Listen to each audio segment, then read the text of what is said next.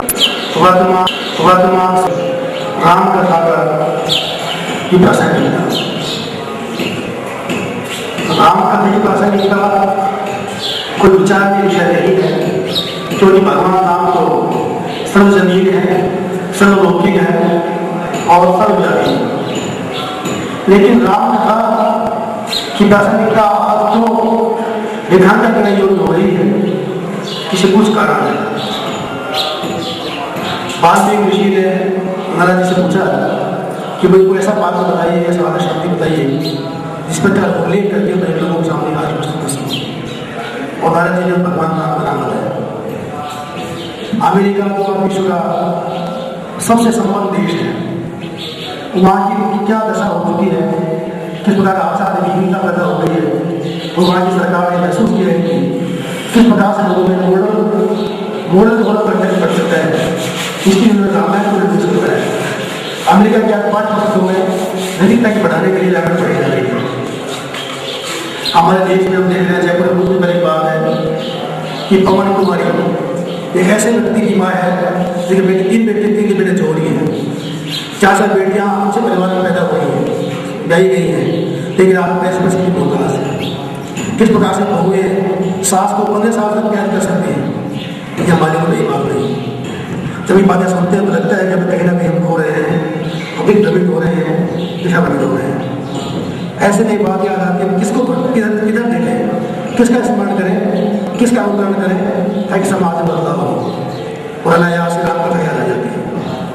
जब ये राजीव जी दीक्षित थे, इस बारे में चर्चा की तो राजीव जी ने बड़े हमारे अनुरोध को स्वीकार किया और उन्हें इजाजत दी कि राम कथा में राजीव दीक्षित जी जो हैं, मैं बताना चाहूँगा आपके सामने जो व्यक्ति बैठा हुआ है, एक वो शख्सियत है जिसे आज 10 वर्ष IIT की जिस व्यक्ति के दिल में देश का जज्बा भरा हुआ हो, जिसके हृदय में पाए दुख के लिए धरती हो, जो व्यक्ति और दुख से दुखी होता हो, ऐसे व्यक्ति की नौकरियाँ, परिवार बसाना, शादी विवाह करना कोई मायने नहीं रखता।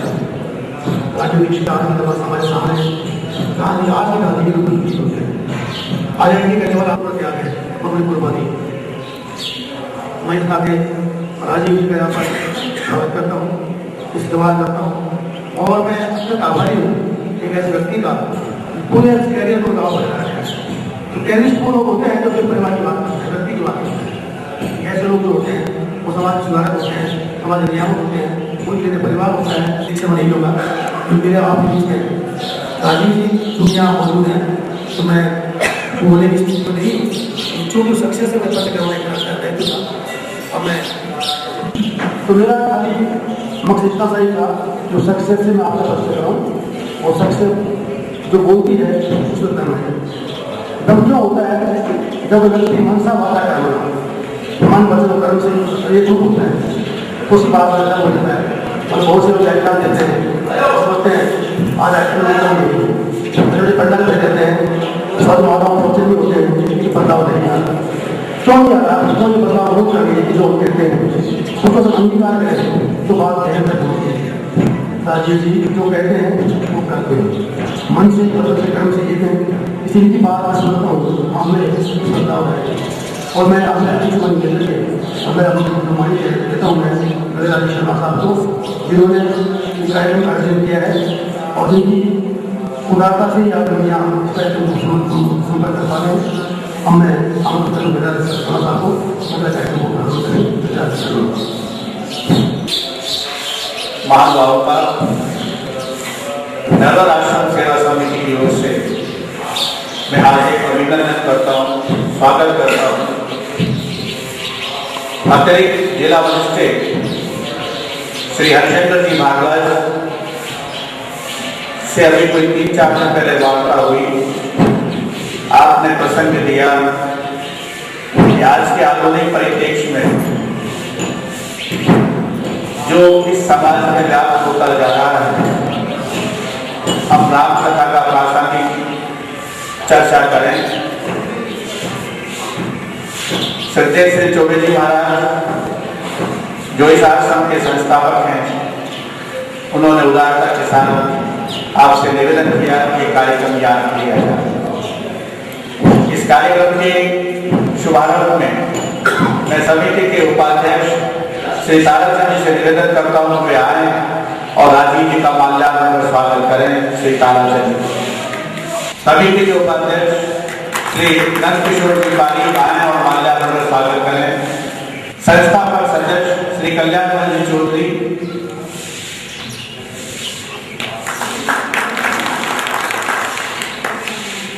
श्री राधा मोहन जी खंडेलवाल, श्री बाचूलाल जी,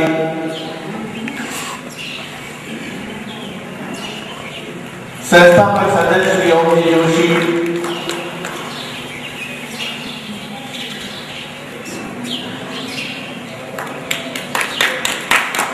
श्री जगदीश सिंह नायला वाले, श्री महेश जी माछीवाल,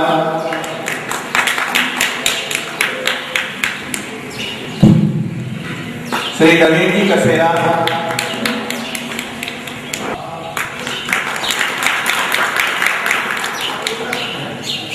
अब मैं हरिशंकर जी भारद्वाज से निवेदन करूंगा कि वे मंदिर परिसर की ओर से श्री राजीव जी का स्वागत करें और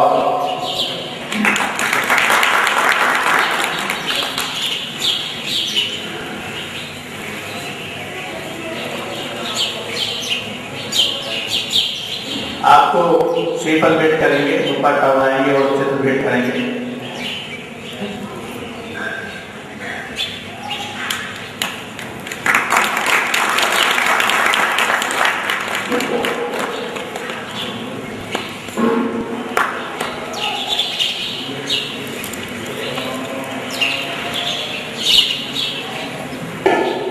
आप पहलवान स्वागत करेंगे।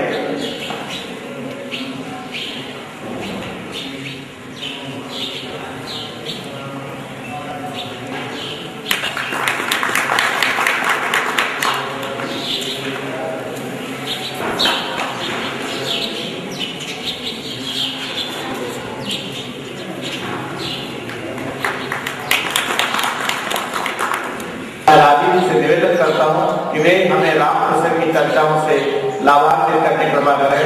श्री राजीव जी दीक्षित। जितने भी परिवारों में हम सब एक दूसरे के साथ मिलकर जाते हैं, कोई भी परिवार ऐसा नहीं होगा जिसमें कभी ये गोस्वामी तुलसीदास जी द्वारा लिखित रचित श्री राम कथा को नहीं सुना हो, ना पढ़ा हो। बहुत परिवार इस देश में ऐसे हैं जो करोड़ों की संख्या में है कि नियमित रूप से श्री राम कथा का पारायण हो जाता है। मेरे घर में मैंने बचपन से श्री राम कथा को मेरे घर में सुना। मेरी एक दादी माँ हुआ करती थी, वो नियमित रूप से सुबह स्नान आदि करके राम कथा का पाठ करके ही अपना जीवन रोज का शुरू करते थे। तो गोस्वामी तुलसीदास द्वारा जो रचित राम कथा है वो मैंने बार बार सुनने हमारे घर में साल में एक बार ऐसा प्रसंग आता है कि पूरी रामचरितमानस का पाठ अखंड रूप से होता है। वो आप में से बहुत सारे परिवारों में होता होगा। ये कहने का अर्थ यह है कि मैंने बचपन में श्री राम कथा को अपने कानों से बार बार सुना है। बाद में मुझे थोड़ी सी जिज्ञासा हुई मेरे विद्यार्थी जीवन में श्री राम जी की कथा को पढ़ने की। तो श्री गोस्वामी तुलसीदास द्वारा रचित जो राम कथा है वो मैंने पढ़ी थी, बाद में सुनी, पहले पढ़ी बाद में मैंने श्री महात्मा गांधी को पढ़ा और उनसे मैं बहुत प्रभावित हुआ। उन्होंने अपने जीवन में सबसे ज्यादा अगर किसी को महत्व दिया तो श्री राम को दिया। वो कहते हैं कि मेरे जीवन का जो सबसे बड़ा लक्ष्य है वो श्री राम की प्राप्ति है, उसमें आजादी आ जाए और भारत स्वतंत्र हो जाए, ये सेकेंडरी है। प्राथमिक दृष्टि उनकी है कि वो मोक्ष जाना चाहते हैं और श्री राम से जुड़ना चाहते हैं। तो उनके अपने जीवन में बार बार वो उदाहरण देते हैं श्री राम के बारे में।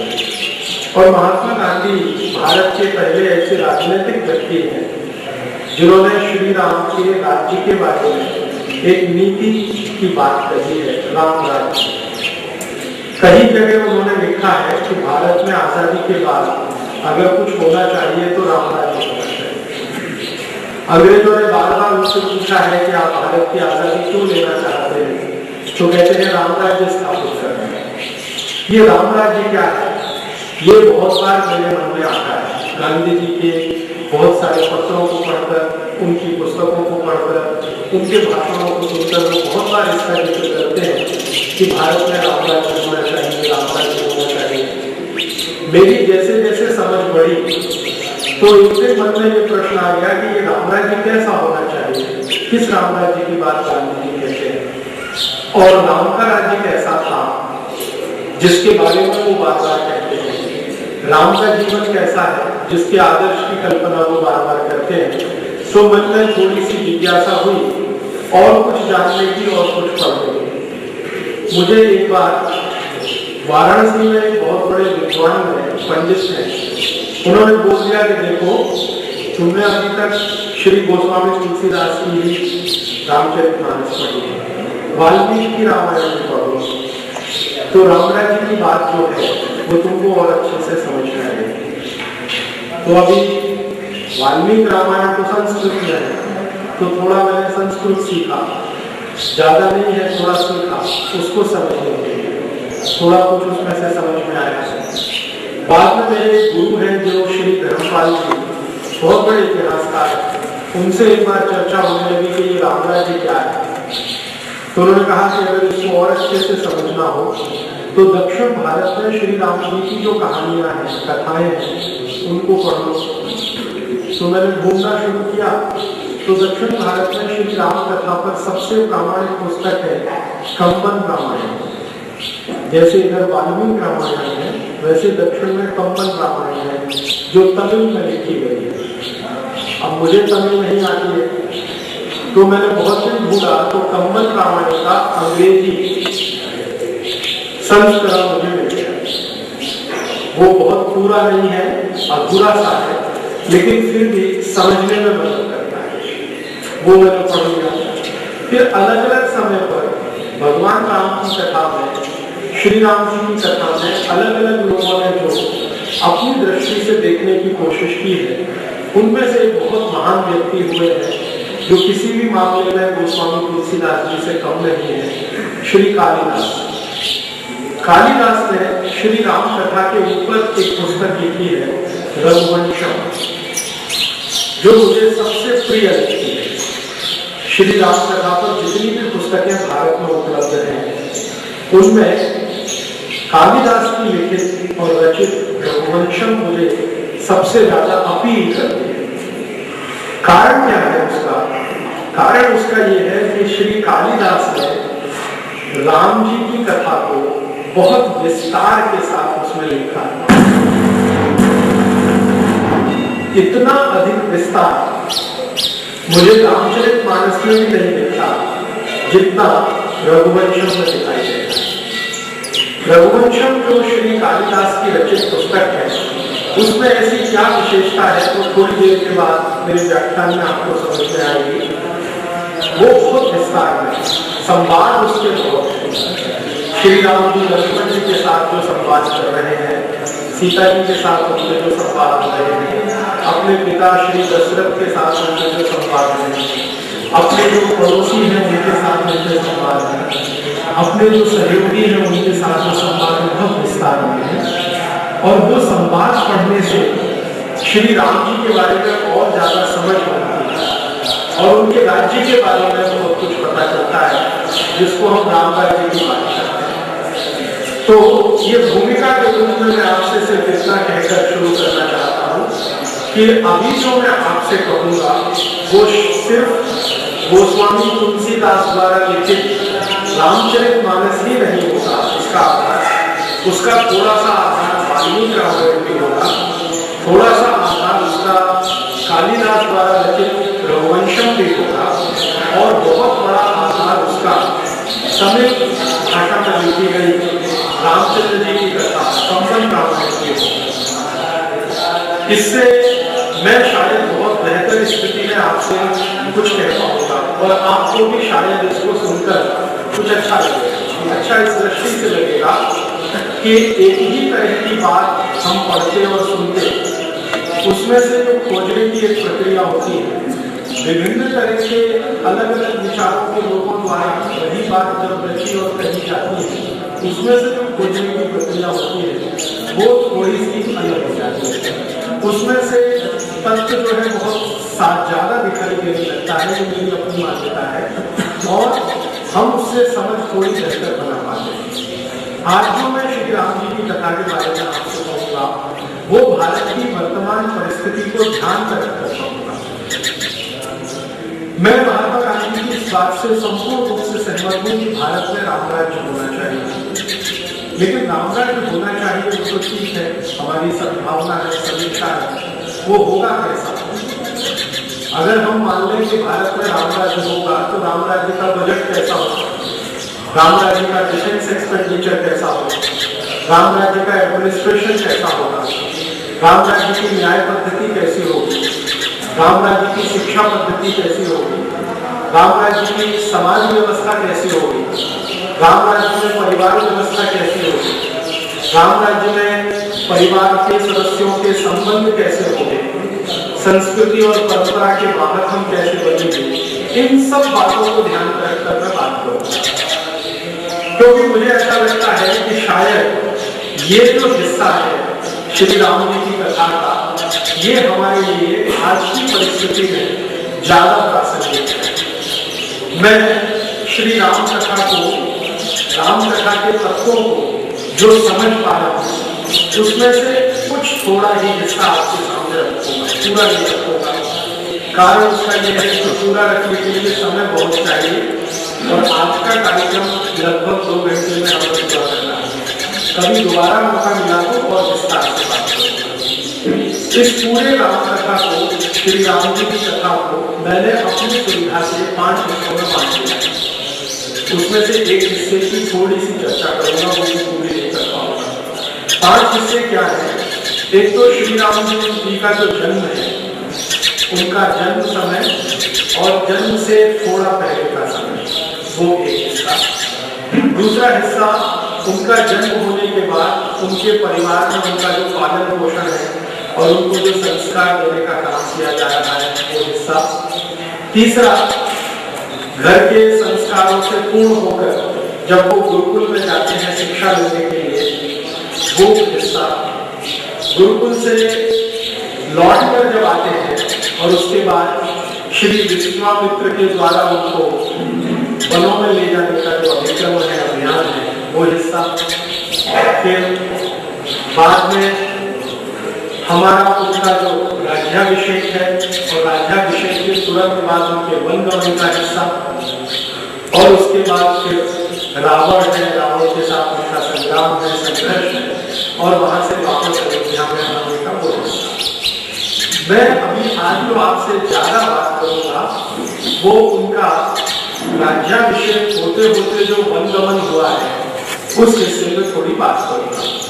कभी दोबारा मौका मिला तो पहले के हिस्सों में भी बात करूंगा।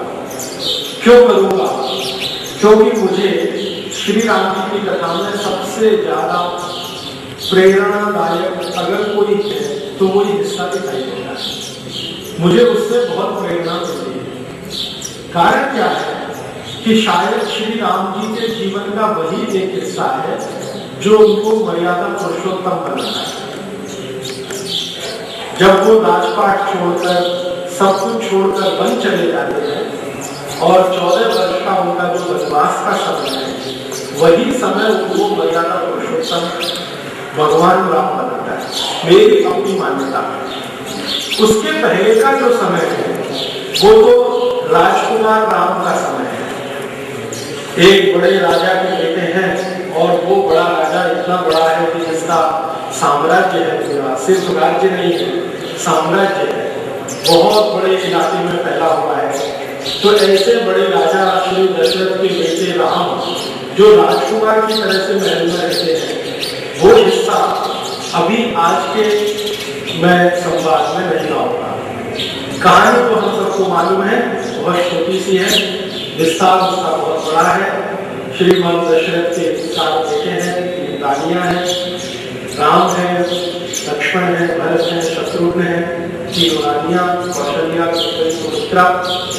इन सभी का अपना जो एक तरह का जीवन है जो महल से संबंधित है, उस पर अभी दोबारा महल से बाहर का जो जीवन है श्री राम का, वो आज, क्योंकि उसमें हमें श्री राम के वो दर्शन होते हैं जो भारत की आज की समस्याओं को समाधान करने में मदद करते हैं। हमारे भारत में बहुत सारे महान लोग हुए हैं जो हमारे इतिहास पुरुष हैं। श्री राम को मैं उन्हीं में मानता हूँ। भारत का इतिहास अगर लिखा जाए हमारी नजरिए से, हमारी दृष्टि से, तो श्री राम उसमें सबसे ऊंचे स्थान में है। शायद भारत का इतिहास अगर मैं कहूँ तो श्री राम की कथा भी हो सकती है। आज जो इतिहास हमारे देश में लिखा जाता है वो हमारी दृष्टि से नहीं लिखा गया है, वो कुछ अंग्रेजों के लिखे गए इतिहास की नकल है। तो उसमें श्री राम जी की बात करना या कृष्ण की बात करना ये वर्जित सा माना गया। शायद ये हमारा दुर्भाग्य है या लंबे समय तक गुलाम रहे हैं उसका दुष्परिणाम है कि हम हमारे सबसे बड़े इतिहास पुरुष की चर्चा हमारे पाठ्यक्रमों में नहीं कर सकते हैं। अगर करते हैं तो तकलीफ शुरू हो जाती है। इस देश में कई तरह के विवाद शुरू हो जाते हैं, वो आप सब जानते हैं। लेकिन मैं मानता हूँ कि भारत का इतिहास श्री राम जी के साथ जुड़ा है और वर्तमान अगर ठीक करना है तो उस इतिहास की थोड़ी समझ हो तो मैं मानता हूँ शायद हम कर पाए। भविष्य कैसा होगा, वर्तमान और दुख ठीक से समझ में आए तो भविष्य अच्छा हो सकता है। इस दृष्टि से भगवान राम की या श्री राम जी की जो कथा में ये वाला अध्याय है कि जब उनको वन गमन करना है, 14 वर्ष का वनवास उनको दिया गया है, उससे ठीक पहले की एक घटना कहकर अपना शुरू करता हूँ। घटना तो हम सभी जानते हैं, सिर्फ आपके ध्यान में लाने के लिए रिपीट करता हूँ। हमारे जो दशरथ है, जो श्री राम के पिता हैं, उनकी 3 रानियां हैं। उनमें से केकई के बारे में श्री दशरथ कहते हैं कि वो केकई से बहुत बंधे हुए हैं। ये बंधा हुआ शब्द है, ये कंबन रामायण में है, शायद तुलसीकृत रामायण में हमको ये नहीं मिलेगा, कंबन रामायण में ये है और थोड़ा इसका जिक्र वाल्मीकि में भी है, लेकिन विस्तार से नहीं है। कंबन में बहुत विस्तार से है और उस विस्तार में जाए तो कहानी ये है कि श्रीमती केकई श्री दशरथ को बहुत प्रिय है और उनके प्रिय होने का कारण है वाक् चतुर है, सुंदरता में बहुत ऊंची है, उनके कुछ गुण हैं जो दशरथ को बहुत लुभाते हैं और दशरथ उनके साथ एक वचनबद्ध हो जाते हैं। और वो वचनबद्धता है श्रीमती केकई के पिता के सामने और उनकी माता के सामने। एक छोटा सा राज्य है केकय राज्य के जो मालिक हैं उनकी सुपुत्री है श्रीमती केकई और श्री दशरथ जब उनसे विवाह संस्कार में बंधते हैं तो एक शर्त के साथ बंधते हैं। वो शर्त जानना बहुत महत्वपूर्ण है। शर्त ये है कि केकई के पिता श्री शर्त रखते हैं दशरथ के सामने कि अगर मेरी सुपुत्री के साथ विवाह करना है तो आपको वचन देना पड़ेगा कि इससे जो पुत्र पैदा होगा वही राजपाट का मालिक बनेगा। दशरथ वचनबद्ध हो जाते हैं और इसी को कंबन ने, जो बड़े तमिल कवि हैं जैसे तुलसीदास जी हैं, लिख दिया है कि दशरथ केकई से बंध जाता है। एक संकल्प के साथ बंध जाते हैं कि भविष्य में अगर केकई से पुत्र प्राप्ति होती है तो वही राज्य का मालिक है। इसमें समझने की बात यह है कि केकय राजा जिसने दशरथ से ये वचन लिया है वो दशरथ का गुलाम है, लेकिन वचन लेता है। गुलाम है से मतलब वो पराजित हुआ है और उसके राज्य पर श्री दशरथ का कब्जा हुआ है और वो पराजित होने के बाद दशरथ से वचन लेता है। अब इसमें समझने की बात यह है कि हमारे सामान्य रूप से नियम सिद्धांत ऐसे हैं दुनिया में, खासकर भारत में, कि आपने किसी राज्य पर विजय प्राप्त किया तो उस राज्य की हर चीज पर आपकी विजय हो गई। उस राज्य के हाथी, घोड़े, गधे, मनुष्य, व्यापार, तकनीकी, विज्ञान, अर्थशास्त्र, वहां के बड़े बड़े सामरिक हथियार, वो सब आपके हो गए। लेकिन केके कहता है दशरथ को, ये संवाद के रूप में है संबल रामायण में, बहुत इंटरेस्टिंग है। वो कहता है कि देखिए, मेरा राज्य आपके पराधीन हो चुका है, मैं स्वयं आपके पराधीन हो चुका हूँ, मेरा सब कुछ आपका है, लेकिन मेरी बेटी ने आपकी पराधीनता स्वीकार नहीं की है। माने केकई ने आपकी पराधीनता स्वीकार नहीं की है, तो उसकी इच्छा बिना जाने मैं आपको कोई वचन नहीं दे सकता। फिर कंबल रामायण में दशरथ और केकई का संवाद है। तो दशरथ जी उनको कहते हैं कि ठीक है, आपको अगर कोई आपत्ति है तो बता दीजिए। तो केकई अपनी आपत्ति दर्ज करती है कि मैं आपकी पराजय स्वीकार करने को तैयार हूँ, आपसे आपके अनुबंधित होने को तैयार हूँ, लेकिन मेरी शर्त वही है कि मेरे से अगर पुत्र प्राप्ति होती है तो राज्य का रघुवंश जिस कुल में श्री दशरथ है, वहां की परंपरा ये है कि बड़ा बेटा राज्य का मालिक होता है। पुत्र जो सबसे बड़ा है, पिता की मृत्यु के बाद राज्य संभालने का अधिकारी बनती है। रघुवंश की ये परंपरा है। शायद ये रघुवंश की ही नहीं, भारत के सभी कुलों की परंपरा रही हो, आज भी दिखाई देती है इस देश में, पहले भी रही हो। तो ये परंपरा है। हमारी भारतीयता में बहुत सारी परंपराएं हैं, उसमें से ये एक है कि जो सबसे बड़ा बेटा है वही राज्य का मालिक है। तो लेकिन सबसे बड़ा बेटा तो सबसे बड़ी रानी से होगा, तो दशरथ की सबसे बड़ी रानी तो कौशल्या है। तो कौशल्या से पैदा होने वाला सुपुत्र राज्य का स्वाभाविक उत्तराधिकारी होगा, ये रघुवंश की परंपरा है। लेकिन दशरथ रघुवंश की परंपरा के विरुद्ध जाकर, रघुकुल की परंपरा के विरुद्ध जाकर एक वचन दे देते हैं कि ठीक है, अगर केकई से पुत्र की प्राप्ति होती है तो राज्य का मालिक होगा। उस समय शायद दशरथ अपने कुल की मर्यादा का भंग करते हैं, ऐसा हम चाहे तो इसको कह सकते हैं, क्योंकि रघुकुल बहुत बड़ा कुल है, बहुत पुराना कुल है, हजारों वर्षों का कुल है, उसमें पहले ऐसा कभी हुआ नहीं है। लेकिन केकई के साथ दशरथ का जो संवाद है वहां ये हो गया है, और राज्य केकई का है, वहां दशरथ गए हैं, पराजित किया है, फिर भी उनकी इस शर्त को उन्होंने मान लिया है। तो इसको कंब रामायण में इस तरह से लिखा गया है कि शायद दशरथ केकई से बंध गए हैं, और इतना बंध गए हैं कि अपने कुल की परंपरा के विरुद्ध जाकर वचन करते हैं कि मैं ठीक है, आपके इस बात से सहमत हूं कि आपका पुत्र ही राज्य का मालिक है। ये एक घटना है। इस घटना के बाद केकई और श्री दशरथ का विवाह होता है। उसके बाद केकई रघुकुल परिवार की पुत्रवधू या बहू बन के आती है। उसके बाद का जो समय है वो विस्तार से अगर हम देखें तो कुछ इस तरह का है कि जिस रानी को राजा ने वचन दे दिया दशरथ ने केकई को, उस रानी का अपने रघुकुल में सबसे ऊंचा स्थान अनायास हो जाता है।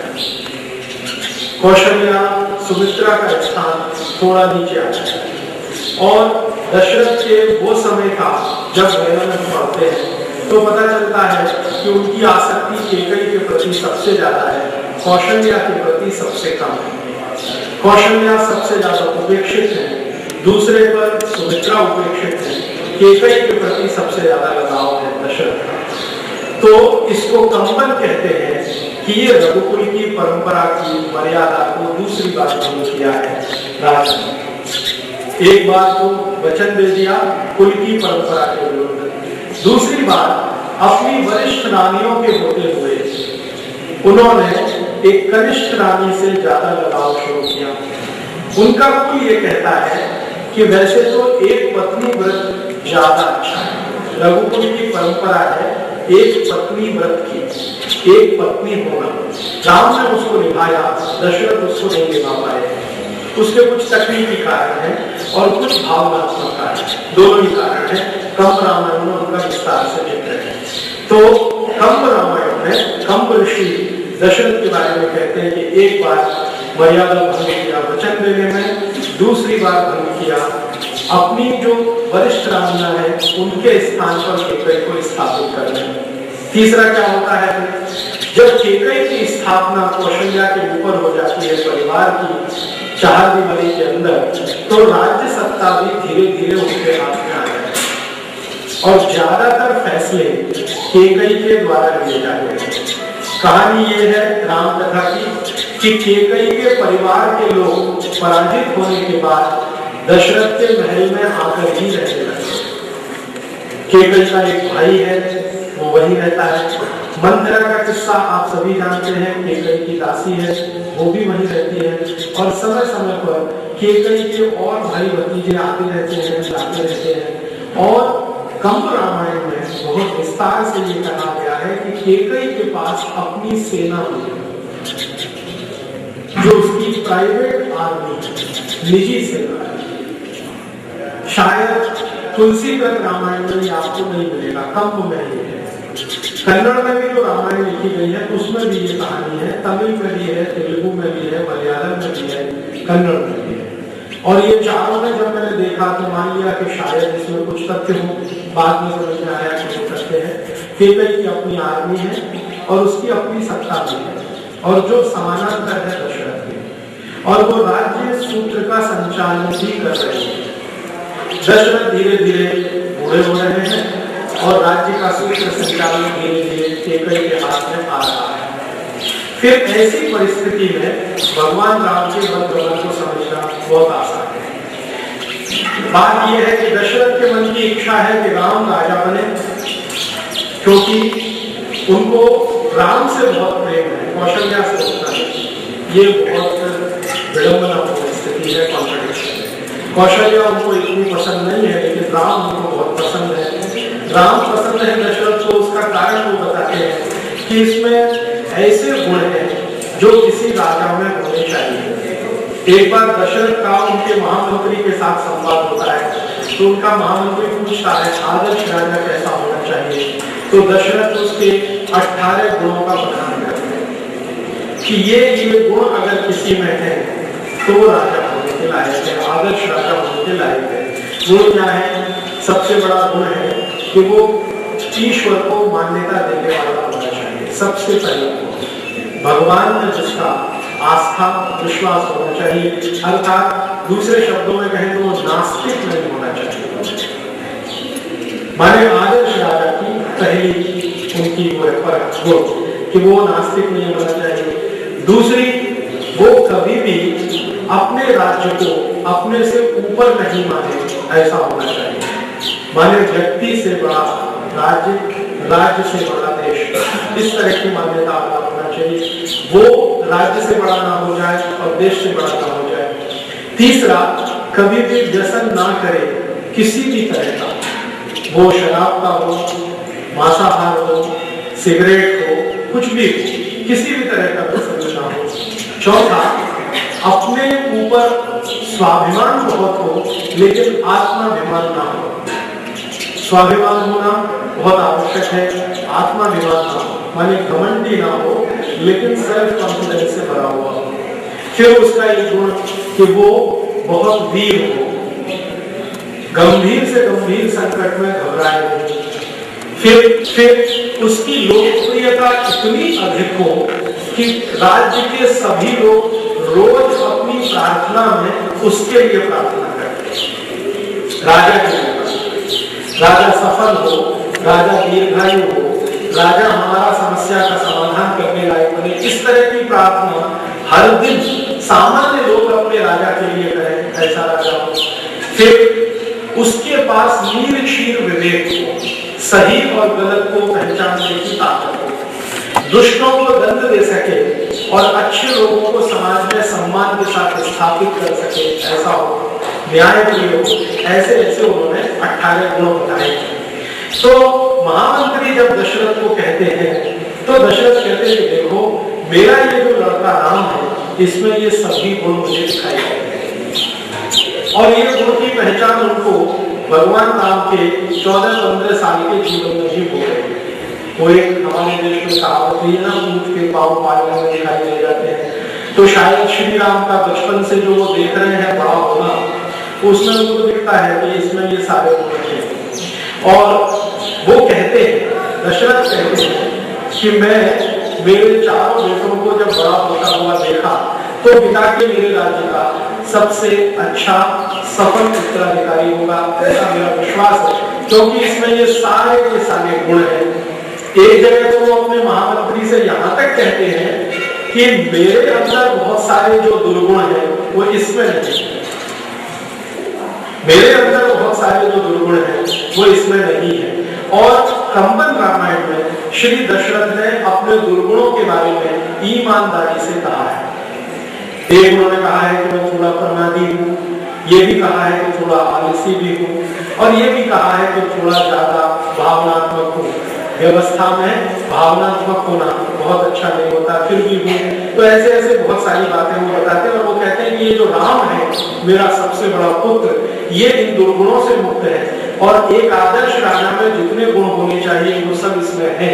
इसलिए मेरी इच्छा तो है कि मैं इसको मेरे स्थान पर अयोध्या का राजा बनाऊं। ये तो है एक बात। दूसरी तरफ केकई को दिया हुआ वचन है, और राजा केकय को दिया हुआ वचन है, भले वो पराजित राजा है लेकिन उसको दिया हुआ वचन है।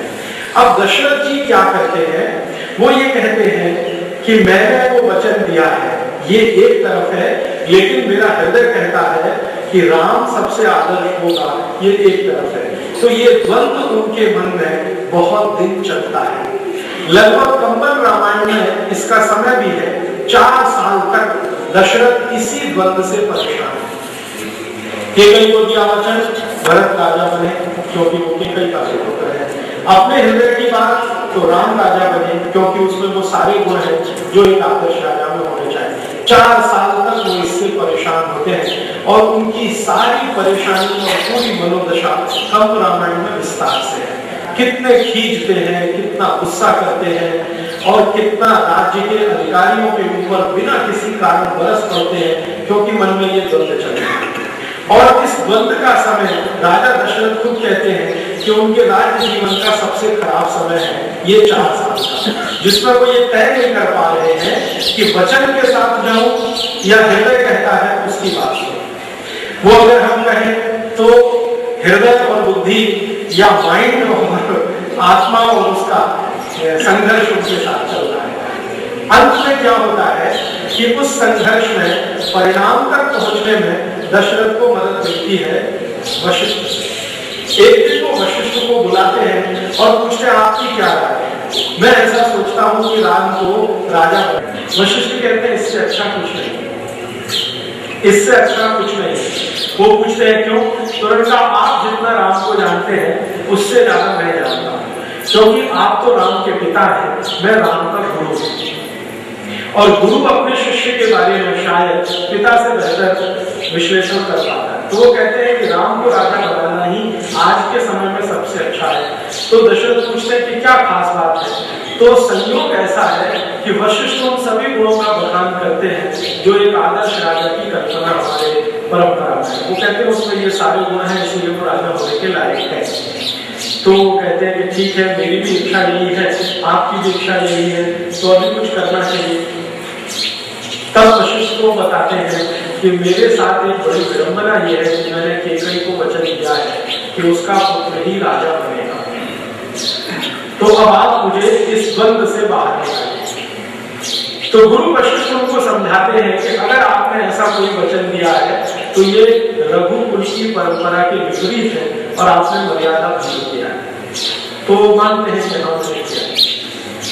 तो वो कहते हैं कि ठीक है, आप उसका समाधान कुछ कर सकते हैं, हाँ कर सकते हैं, तो पूरे दरबार में कह दीजिए इस बात को स्पष्टता से। तो परिषद बुलाई जाती है। संयोग से जिस समय ये परिषद बुलाई जाती है उस समय भरत और शत्रुघ्न दोनों राज्य में नहीं है, वो अपने ननिहाल में। वैसे भरत का ज्यादा समय अपने ननिहाल में ही बीता है। उसके पीछे कारण क्या है? उसके पीछे कारण है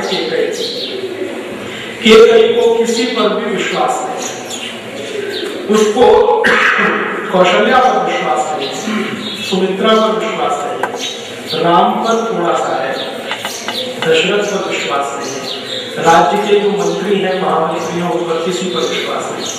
केकई को हमेशा मन में एक ही डर है कि भरत अगर यहाँ रहेगा तो इसको रास्ते से हटाने के लिए जहर दिया जा सकता है, मरवाया जा सकता है, इसलिए वो उसको जानबूझकर महल में नहीं रखती है। ज्यादा समय वो भरत अपने नाना के पास रहता है।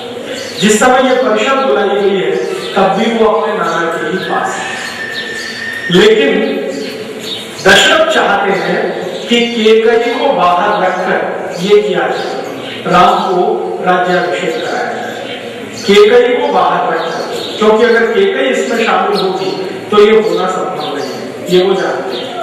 तो इसलिए बिना केकई को बताए, और केकई के जो नजदीकी सूत्र है बिना उनको बताए, वो ये गुरु वशिष्ठ से चर्चा करते हैं। फिर बात पता नहीं कहां से खुलती है, गुरु वशिष्ठ उसकी चर्चा किसी मंत्री से करते हैं और वो खुलकर मंथरा के पास पहुंचती है। मंथरा केकई को बताती है, केकई के कान में बात आती है, एकदम तमतमा जाती है, गुस्से से आग बबूला हो जाती है और दशरथ के पास जाकर पैर पटकते हुए कहती है कि आपने जो वचन दिया है, और राजा दशरथ को याद दिलाती है, प्राण जाए पर वचन न जाए, रघुकुल से सदा चल जाए, प्राण जाए पर वचन न जाए। आपका तो कुल ऐसा है जहाँ वचन की रक्षा करने के लिए प्राण देने की परंपरा है और आप अपने वचन से ही पीछे हटते हैं। तब दशरथ बहुत क्लांत होते हैं, परेशान होते हैं, क्योंकि उनका मन कुछ कहता है और वचन उन्होंने दूसरे तरह का दे रखा है। उस ऊहापोह में फिर रामचंद्र जी के लिए वनवास होता है और भरत के लिए राज्य की घोषणा होती है।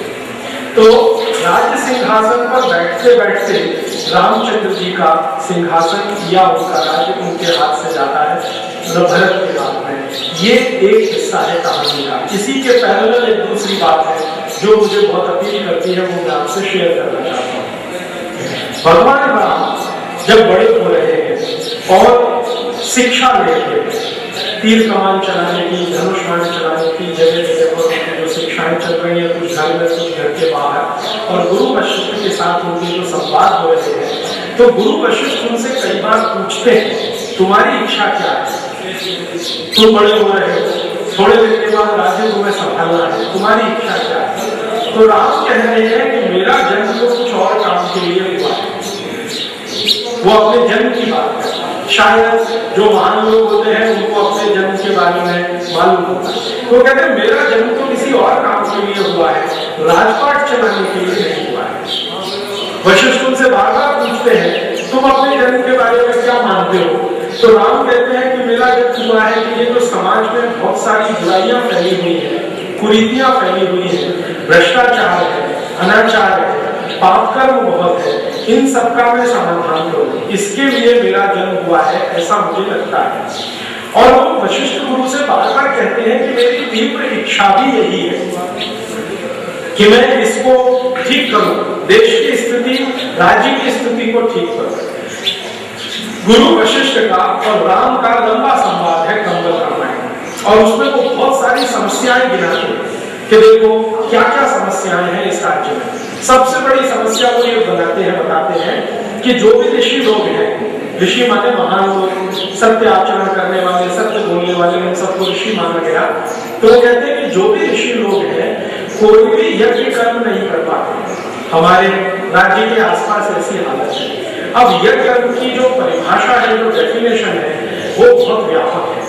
उसमें एक डेफिनेशन है जो कर्म कांडी है कि हम कोई हवन करते हैं, उसमें आहुतियां डाल रहे हैं, तो यज्ञ है। लेकिन बड़ी परिभाषा जो है वो ये है कि जितने भी अच्छे काम हैं धर्म के अनुकूल, धारण करने योग्य, वो सभी यज्ञ है। तो रामचंद्र जी की चिंता सबसे ज्यादा ये है कि मेरे राज्य के आसपास जितने भी ऋषि हैं वो यज्ञ कर्म नहीं कर पाते, अच्छे काम नहीं कर पाते। कारण क्या है? उनमें बहुत सारी बाधाएं हैं। बहुत सारी बाधाएं कौन है? दुष्ट प्रकृति के लोग, जिनको एक शब्द से निरूपित कर दिया गया राक्षस। राक्षस माने दुष्ट प्रकृति के लोग, खराब काम करने को प्रोत्साहन देने वाले लोग, ज्यादा से ज्यादा समाज के विरुद्ध काम करने वाले लोग, धर्म के विरुद्ध आचरण करने वाले लोग आदि। तो ये कह रहे हैं कि ये जो दुष्ट प्रकृति के लोग यज्ञ कर्म नहीं करने देते हैं, इनको समाप्त करना मेरे दिल में सबसे ज्यादा प्राथमिकता वाला लगता है। और राम एक बहुत सुंदर वाक्य कहते हैं, तमिल में है वो सेंटेंस। वो अपने गुरु वशिष्ठ को कह रहे हैं कि हर समय मेरे दिल में आग सुलगती रहती है। ये तो आपकी दी गई शिक्षा है जो मैं अपने ऊपर नियंत्रण करके बैठा हुआ हूं, लेकिन दिल में आग सुलगती रहती है। ये वशिष्ठ को वो कहते हैं। और बहुत ईमानदारी से कहते हैं कि आपने अगर मुझे आग नियंत्रण करना नहीं सिखाया होता तो मेरे अंदर की जो आग है इसी में मैं जल गया होता। तो उनके दिल में आग लगी हुई है। समाज के अंदर जो बुराइयां फैली हुई हैं, कुरीतियां फैली हुई हैं, जो दुष्टता है, जो पापाचार है, अनाचार है, उसको समाप्त करना ये राम की स्वाभाविक इच्छा है। और ये बार बार वो वशिष्ठ से कह चुके हैं, एक बार नहीं बार बार कह चुके हैं। इधर उनके राज्याभिषेक की तैयारी है जिसमें केकई का अड़ंगा है। तो जैसे ही केकई का अड़ंगा लगता है और भरत को राजगद्दी मिले, राम को वनवास मिले, जब केकई अपनी इच्छा व्यक्त करती है राजा को और दशरथ उसको दुखी मन से, क्लांत मन से स्वीकार करते हैं, तो सबसे ज्यादा राम खुश होते हैं। सबसे ज्यादा खुशी उनको है और सबसे ज्यादा गुस्सा उनके छोटे भाई लक्ष्मण को है। और लक्ष्मण इतने गुस्से वाले हैं जिसका वर्णन गोस्वामी तुलसीदास भी कर चुके हैं, वाल्मीकि में भी है, कंब रामायण में भी है। तीनों में एक जैसा वर्णन है, भयंकर गुस्सा है। और गुस्सा है वो तो ठीक ही है, गुस्सा राम को भी आता है, लेकिन राम और लक्ष्मण के गुस्से में जो अंतर बताया है वो ये कि राम आत्म नियंत्रण कर सकते हैं, गुस्से को पी सकते हैं। लक्ष्मण में ये कैपेसिटी नहीं है, काबिलियत नहीं। वो अपने गुस्से को व्यक्त करते हैं और उनका गुस्सा व्यक्त होता है जब वो ये पता कराते हैं कि इसके पीछे मूल कारण कौन है, किसने ये राम के रास्ते में अड़ंगा लगाया राजा बनने से। तो पता चला मंथरा है। तो मंथरा को लिटरली मारते, सीधे पीटते और इतने बुरी तरह से पीटते हैं कि वो मरने की स्थिति में है। तब राम कहते हैं कि तुमको रघुकुल की मर्यादा का जरा भी ख्याल नहीं। हमारे वंश में, हमारे कुल में स्त्रियों पर हाथ नहीं उठाया जाता, कितनी ही खराब क्यों न हो। दशरथ कहते हैं ये बहुत उल्टा है, ऐसी है वैसी है। तो उनका ठीक है, वो खराब से खराब हो, जहर देके हमें मारने का भी प्रयत्न करे, फिर भी तुमको तुम्हारी मर्यादा का ख्याल नहीं है, ऐसा गुस्सा अच्छा नहीं होता।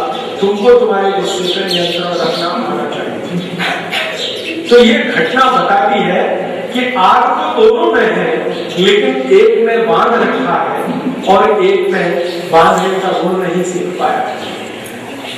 अभी ये घटना हमारे रामचंद्र जी के चरित्र के बारे में बहुत सारे खुलासे करती है। पहला, उनकी स्वाभाविक इच्छा है राजा नहीं बनने, वन जाकर ऋषियों को मदद करने की। राजा की इच्छा माने दशरथ की इच्छा है उनको राजा बनाने की।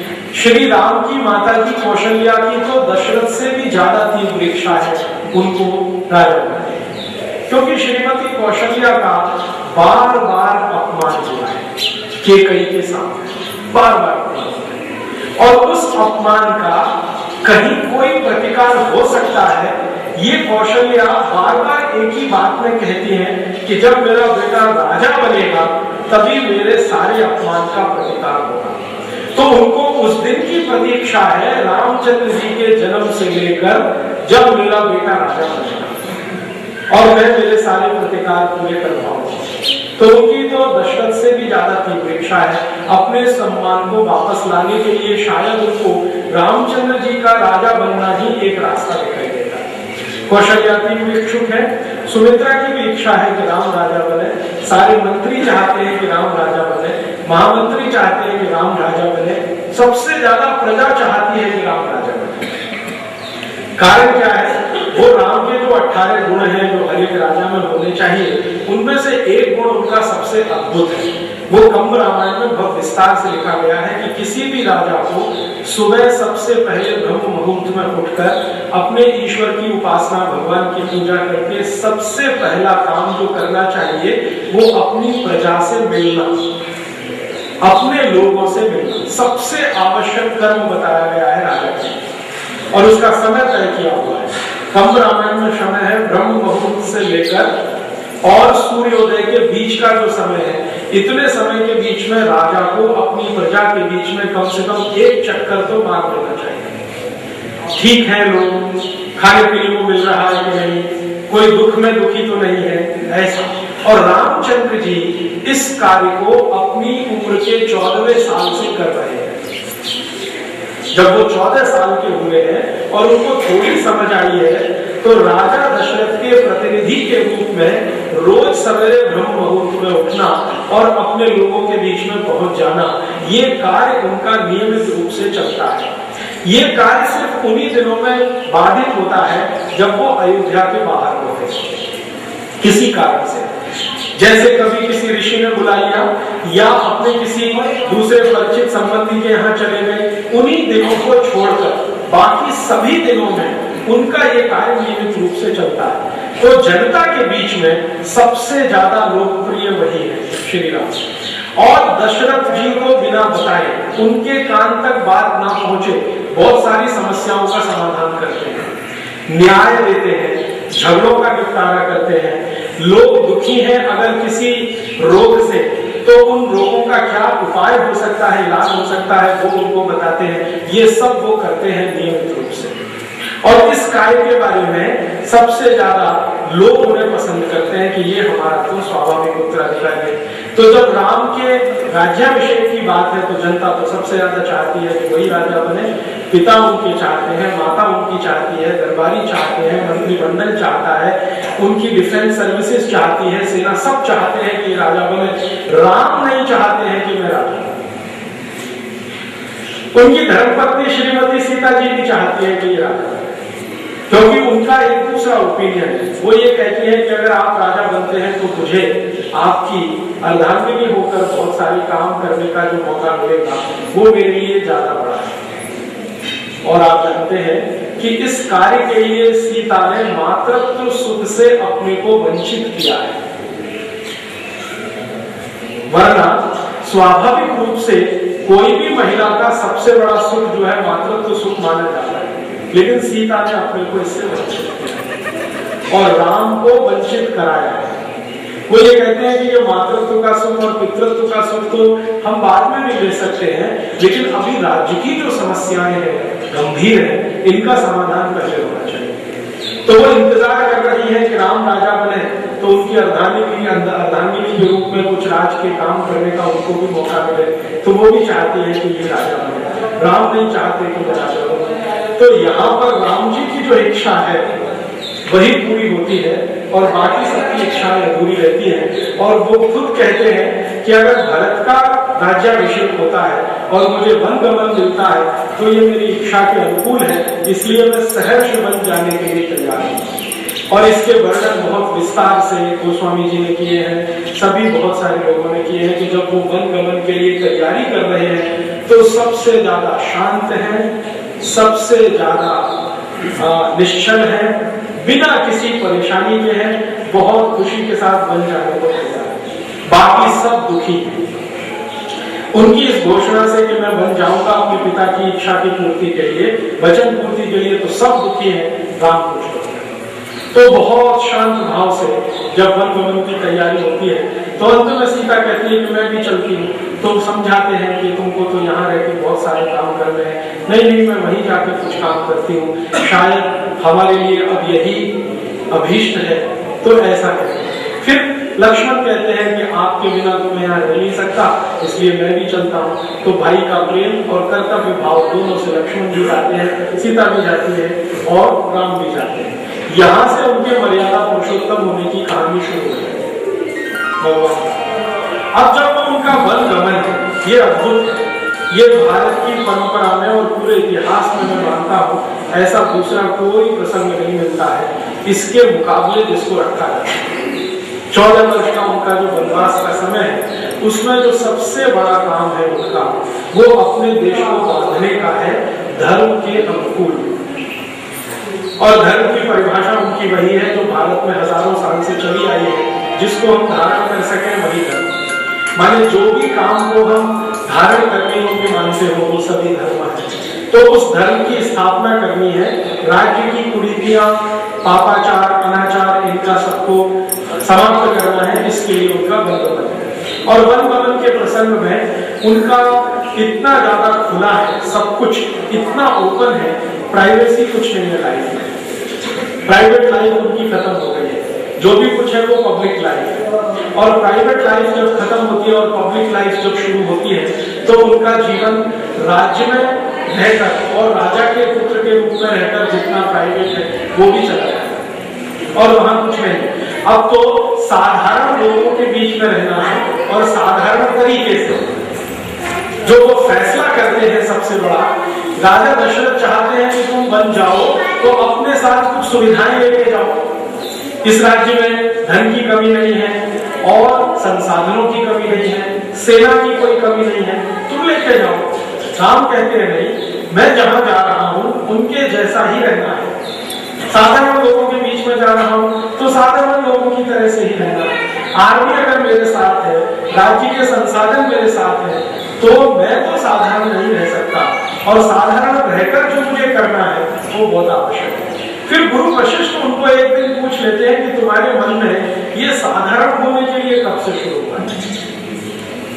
तुम तो राजा के बेटे हो, राजा जैसा व्यवहार। तब वो वशिष्ठ को कहते हैं कि देखो, अगर मैं राजा का बेटा राजकुमार होकर वन गमन करता हूँ, मेरे साथ सेना लेके जाता हूँ, नौकर चाकर लेकर जाता हूँ, देवदासियां लेकर जाता हूँ और ये सारी बुराइयों को दूर करता हूँ, तो इसमें कुछ भी आदर्श नहीं है।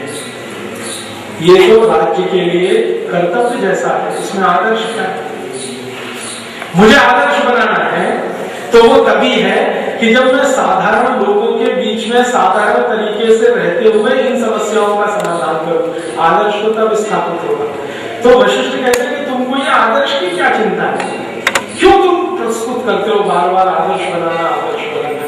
तो उनका कि ये जो साधारण लोग होते हैं इनको हमेशा आदर्श ही दिखता है, हमको नहीं दिखता है, इनको हमेशा आदर्श ही दिखता है। ये अपने जीवन में हमेशा आदर्श को देखकर ही प्रेरित होते हैं। वो हमारे यहाँ एक संस्कृत सूत्र है, महाजना एक गता से पंथा।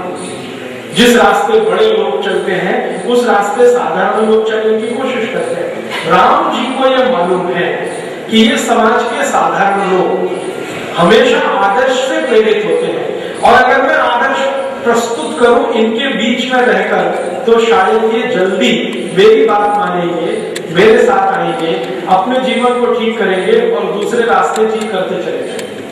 अगर मैं राजा के रूप में आऊंगा तो ये मेरे गुलाम नौकर चाकर बनकर मेरे आदेश का तो पालन करेंगे, प्रेरणा इनको नहीं आएगी। ये बहुत बहुत गंभीर और गहरी बात है। वो ये कहते हैं मुझे इनको प्रेरित करना, किस बात के लिए कि आज तो राम है जो आपकी समस्याओं का समाधान करता है, कल राम नहीं रहेगा तो कौन करेगा? तुम तुम्हारी समस्याओं का समाधान करने लायक बनो, ये प्रेरणा मुझे देनी है। इसके लिए मुझे इनके जैसा बनना पड़ेगा। मैं अगर राजा के रूप में इनके बीच में आकर रहता हूं और राक्षसों, रामचंद्र जी का यही पक्ष सबसे ज्यादा अपने जीवन में उतारा है। गांधी जी जो हर समय राम राम राम राम राम राम राम राम कहते हैं और कई बार गांधी जी को मजाक करते हुए अंग्रेज कहते हैं कि ये क्या राम राम राम राम आपने लगाया रखी, तो गांधी जी उसका जवाब देते हैं और बहुत अच्छा जवाब देते हैं। माउंटबेटन को जवाब दिया है, अंग्रेजों के कई अधिकारियों को जवाब दिया। वो कहते हैं कि ये राम राम राम राम मैं ऐसे ही नहीं करता हूँ, रामचंद्र जी के कुछ गुण मुझ में आ जाए उसकी कोशिश करता हूँ। तो एक बार माउंटबेटन उनको पूछ रहा है कि आपने कितने गुण ले लिए रामचंद्र जी से? उन्होंने कहा एक ही ले पाया कि लोगों को उनकी समस्याओं के समाधान के लिए प्रेरित करना, ये इनका गुण है, ये एक ही मुझ में आता है।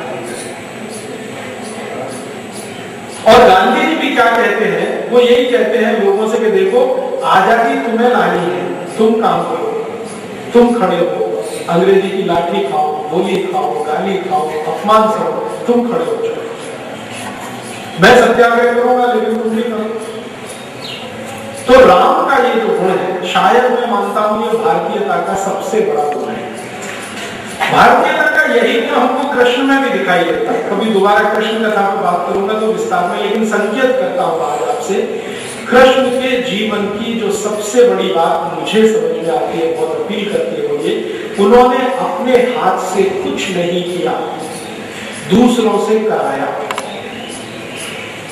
अपने हाथ से तो बस एक ही काम किया, जरासंध का वध किया, और वो भी किसी संकल्प में बंधे होने के कारण किया। शायद वो भी नहीं करते, कोई और संकल्प नहीं होता। कुछ भी अपने हाथ से नहीं किया।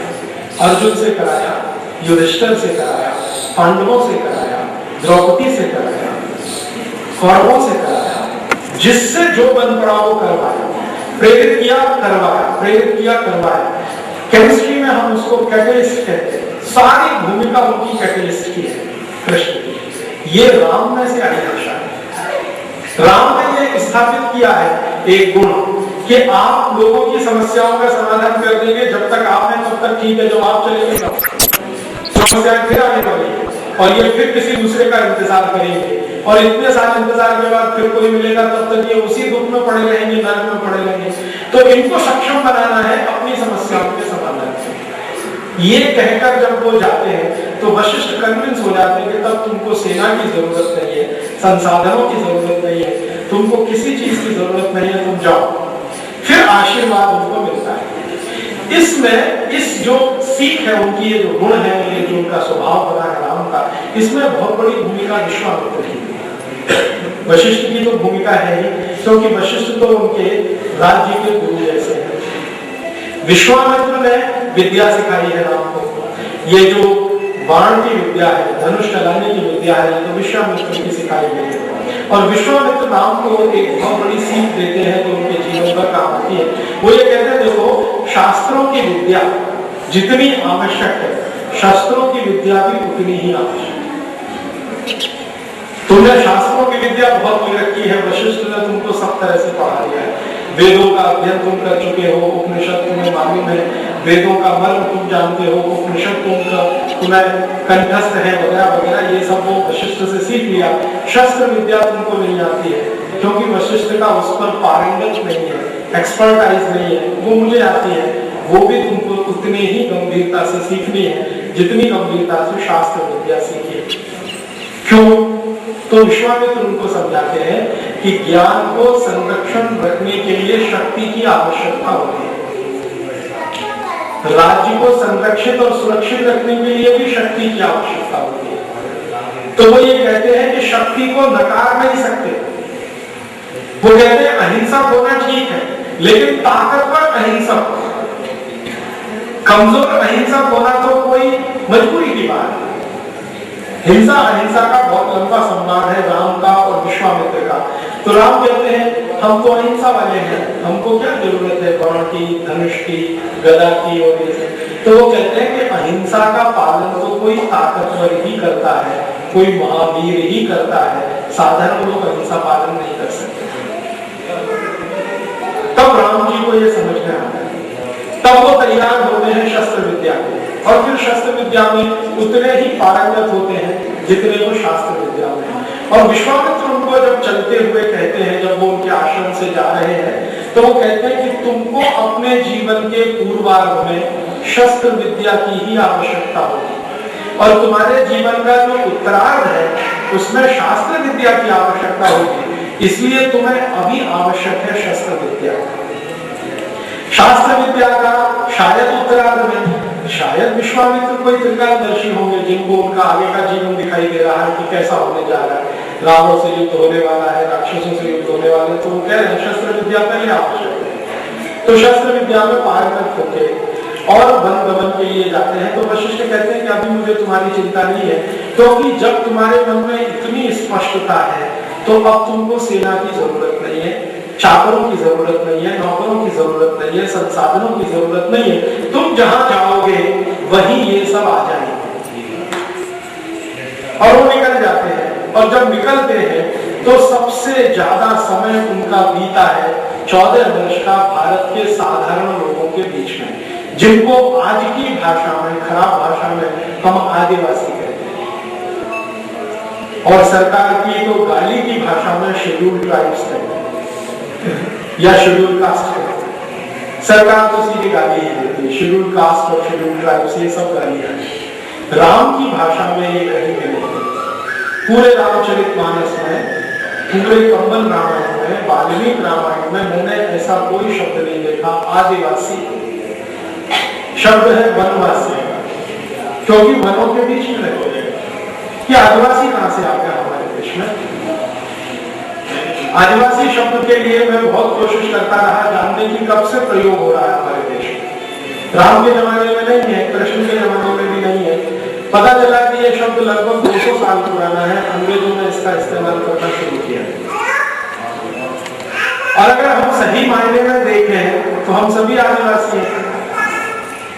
जंगल में रहते हो, आदिवासी वाले निरंतर रहने वाले लोग एक ही स्थान पर, वो सभी आदिवासी हैं। तो हम तो सभी आदिवासी हैं, लेकिन हमारा क्लासिफिकेशन हो गया schedule tribe, schedule caste, backward class, upper backward class, lower class, पता नहीं कितने तरह के स्ट्रेटिफिकेशन, ये सब अंग्रेजों की देन। राम जी जा रहे हैं उन लोगों के बीच में जो वन में रहते हैं, बंदराओं में रहते हैं, और उनको वो वनवासी कह के संबोधित करते हैं।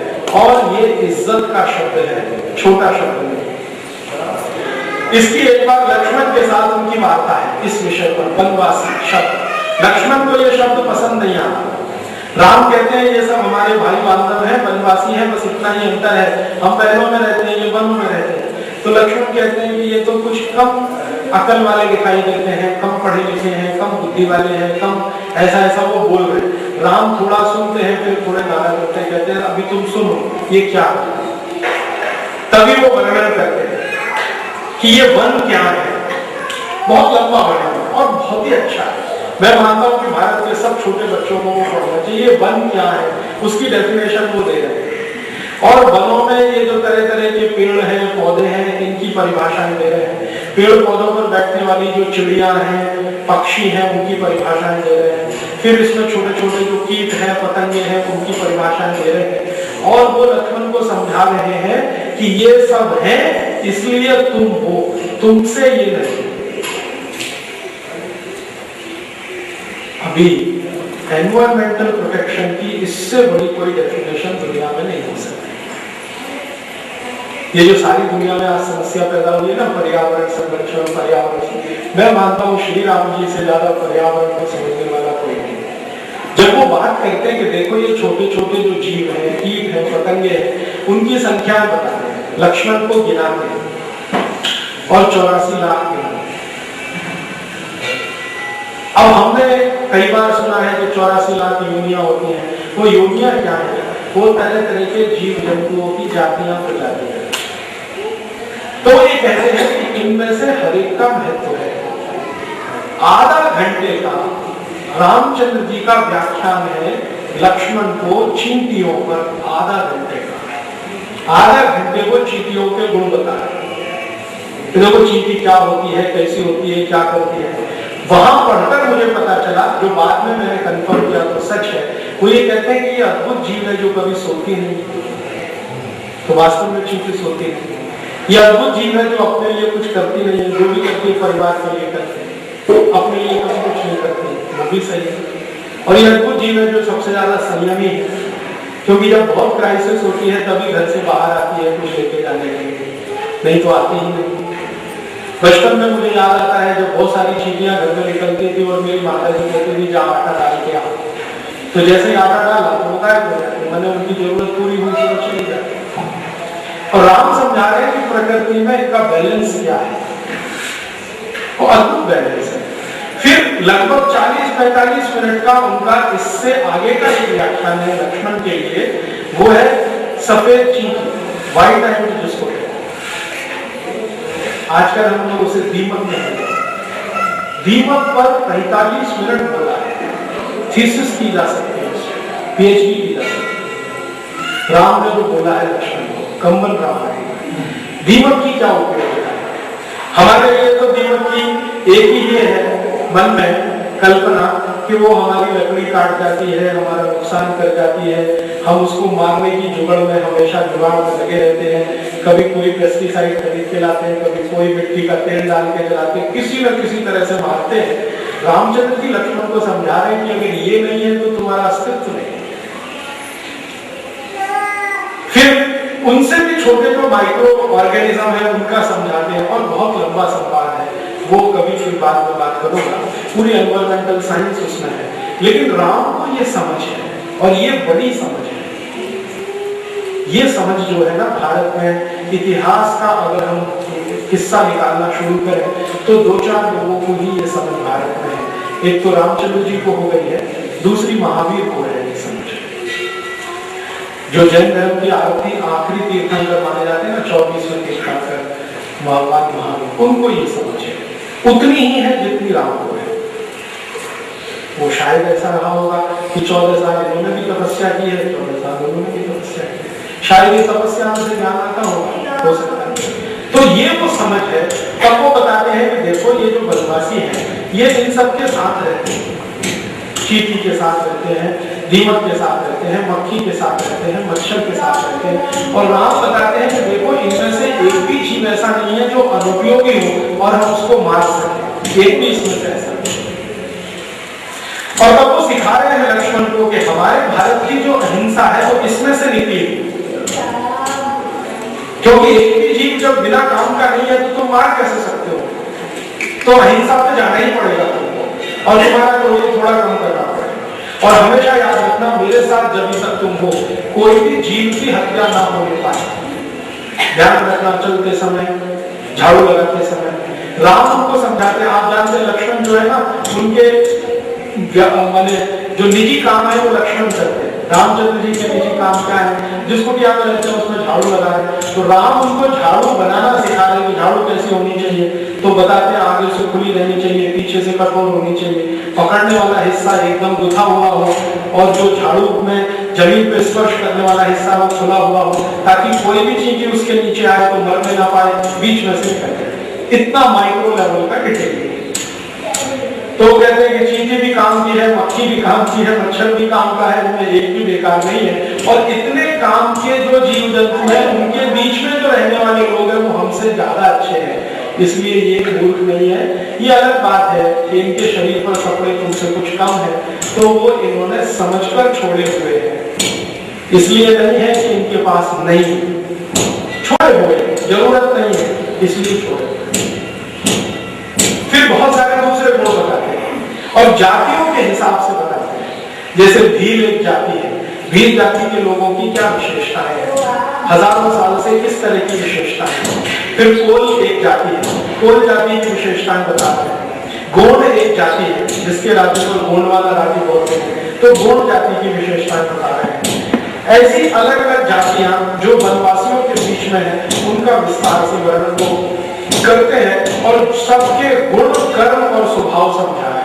देखो इन जातियों में ये गुण है, ये इनका कर्म है, ये इनका स्वभाव है, ये इनमें गुण है, ये इनका कर्म है, ये इनका स्वभाव है, ये इनका गुण है, ये कर्म है, ये स्वभाव। और वो कहते हैं कि अगर तुम इनके गुण कर्म स्वभाव को समझ पाओ, परख पाओ, तो हमारे साथ इनकी दोस्ती बहुत अच्छी बनेगी और वो बराबर के स्तर की होगी। और अगर तुम इनके गुणकर्म स्वभाव को नहीं समझोगे तो हमारे इनके बीच का जो संबंध होगा वो राजा और प्रजा का होगा, मालिक और गुलाम का होगा, वो हमारे लिए अभिष्ट नहीं। तब लक्ष्मण को थोड़ी समझ आती है और फिर वो कहते हैं कि ये शास्त्र पढ़ो, ये शास्त्र पढ़ो, ये शास्त्र पढ़ो। और लक्ष्मण कहते हैं कि मेरे पास तो शास्त्र नहीं है। तो कहते हैं यहाँ जंगलों में बहुत सारे ऋषि हैं, उनके पास जाकर पढ़ना शुरू करो, कोई अच्छा मिले तो मुझे भी बताना, मैं भी जाकर पढ़ूंगा। इस तरह का होता है, ये समझने की बात है। हमारे भारत में आज ये समझ हम में से तो चली गई है, हमारे राजाओं में से तो बिल्कुल चली गई। राजाओं में मतलब हमारे आज के जो नेता है, जो प्रधानमंत्री बनते हैं, राष्ट्रपति बनते हैं, मुख्यमंत्री बनते हैं, उनमें किसी में ये समझ नहीं है पर्यावरण क्या होता है, आदिवासी क्या होते हैं, वनवासी क्या होते हैं, उनके गुण क्या है, उनके कर्म क्या है, उनके स्वभाव क्या है। हमने तो एक ही शब्द उनके साथ टैग कर दिया है, ये सब पिछड़ा वर्ग है, तो इनका विकास करना है। तो क्या करना है, अपने जैसा मूर्ख बनाना है। विकास करने से ये हम तो मूर्ख है ही, हमारे जैसे मूर्ख ये बने, माने अपना जंगल छोड़कर आ जाए और ये कंक्रीट के जंगल में रहना शुरू कर दें। इनकी 10 मंजिले की बिल्डिंग बना दें, पेड़ के नीचे रहते हैं, शुद्ध हवा खाते हैं, जीव जंतुओं के बीच में रहते हैं, उनके साथ सहचर का नाता रखते हैं, वो सब खत्म करके अपने जैसा बनाने में हम लगे। तो हमारी जो डेवलपमेंट डेफिनेशन और श्री राम जी की उसमें जमीन आसमान का अंतर है। लक्ष्मण को वो बता रहे हैं, अंत में कहते हैं कि देखो सबसे ज्यादा विकसित ये है, उनसे कम हम यहाँ हैं तो इनके जैसा बनने की कोशिश करने के लिए है, क्योंकि इनके पास बहुत सारे हैं। तो लक्ष्मण कहते हैं इनमें एक गुण नहीं है। जब उनके ये सब समझ में आता है, इनमें एक गुण नहीं है। क्या नहीं है? राम पूछते हैं, इनमें वीरता की कमी है। कहते तुमसे ज्यादा वीर है। और फिर उनका इतिहास बताया, वीरों का, गोलों का, गोंडों का, जिन्होंने हजारों साल क्या क्या युद्ध लड़े और अपने को बचा के रखा। तो लक्ष्मण कहते हैं कोई तो दुर्गुण होगा। तो राम कहते हैं हाँ, इनमें एक ही दुर्गुण मुझे दिखाई देता है कि ये हमेशा किसी अवतार की प्रतीक्षा में है। यही इनका एक दुर्गुण, बाकी इनमें कोई दुर्गुण नहीं। ये वीर है, साहसी है, स्वाभिमानी है, स्वावलंबी है, समझ बहुत है, प्रकृति की, पर्यावरण की, सब कुछ इनमें है। एक ही दुर्गुण आया है इनमें कुछ सालों में कि ये किसी अवतार की प्रतीक्षा में है कि कोई अवतार आएगा भगवान का भेजा हुआ तो हमारी दशा सुधारेगा या राज्य की दशा सुधारेगा। रामचंद्र जी कहते हैं कि इनके इसी दुर्गुण को समाप्त करने के लिए मैं प्रयास करना चाहता हूँ और इनको ये समझाना चाहता हूँ कि अवतार कोई नहीं आएगा, आएगा तो तुम्हारे बीच से आएगा। तुम अपने को ही अवतारी मानना शुरू करो। तो ये एक बहुत अच्छा संवाद है जिससे मिलता है। फिर आगे बढ़े इस कहानी में, तो जहां भी रामचंद्र जी को किसी दुष्ट को संहार करना है या यज्ञ कर्म में बाधा पैदा करने वाले को संहार करना या अधर्मी को संहार करना, तो कभी भी अयोध्या से सेना नहीं बुलाई उन्होंने। कितने भी बड़े संघर्षों में, रावण के साथ संघर्ष तो उनका अंतिम संघर्ष है। रावण के पहले छोटे छोटे सैकड़ों संघर्ष उनके हुए हैं दुष्ट लोगों से, पापियों से, अत्याचारियों से, अधर्मियों से। कभी भी अयोध्या की सेना नहीं बुलाई। तो लड़ा कैसे? उन्हीं लोगों की मदद से जिनके लिए लड़ना। अच्छा, उनको लड़ने के लिए तैयार करना है। तो रामचंद्र जी का जो समय है वन में रहने का, वो किस तरह का है? सुबह 4 बजे उठना, 3:45 बजे ब्रह्म मुहूर्त में उठना, उसके बाद अपना जो इष्ट देव को पूजा आदि करना, थोड़ा योग प्राणायाम जो करना, 45-50 मिनट 1 घंटे का समय खत्म करके फिर निकल जाते हैं अपने इन लोगों के बीच में उनको शस्त्र विद्या सिखाने के लिए। भीलों को सिखा रहे हैं, चोलों को सिखा रहे हैं, घोड़ों को सिखा रहे हैं।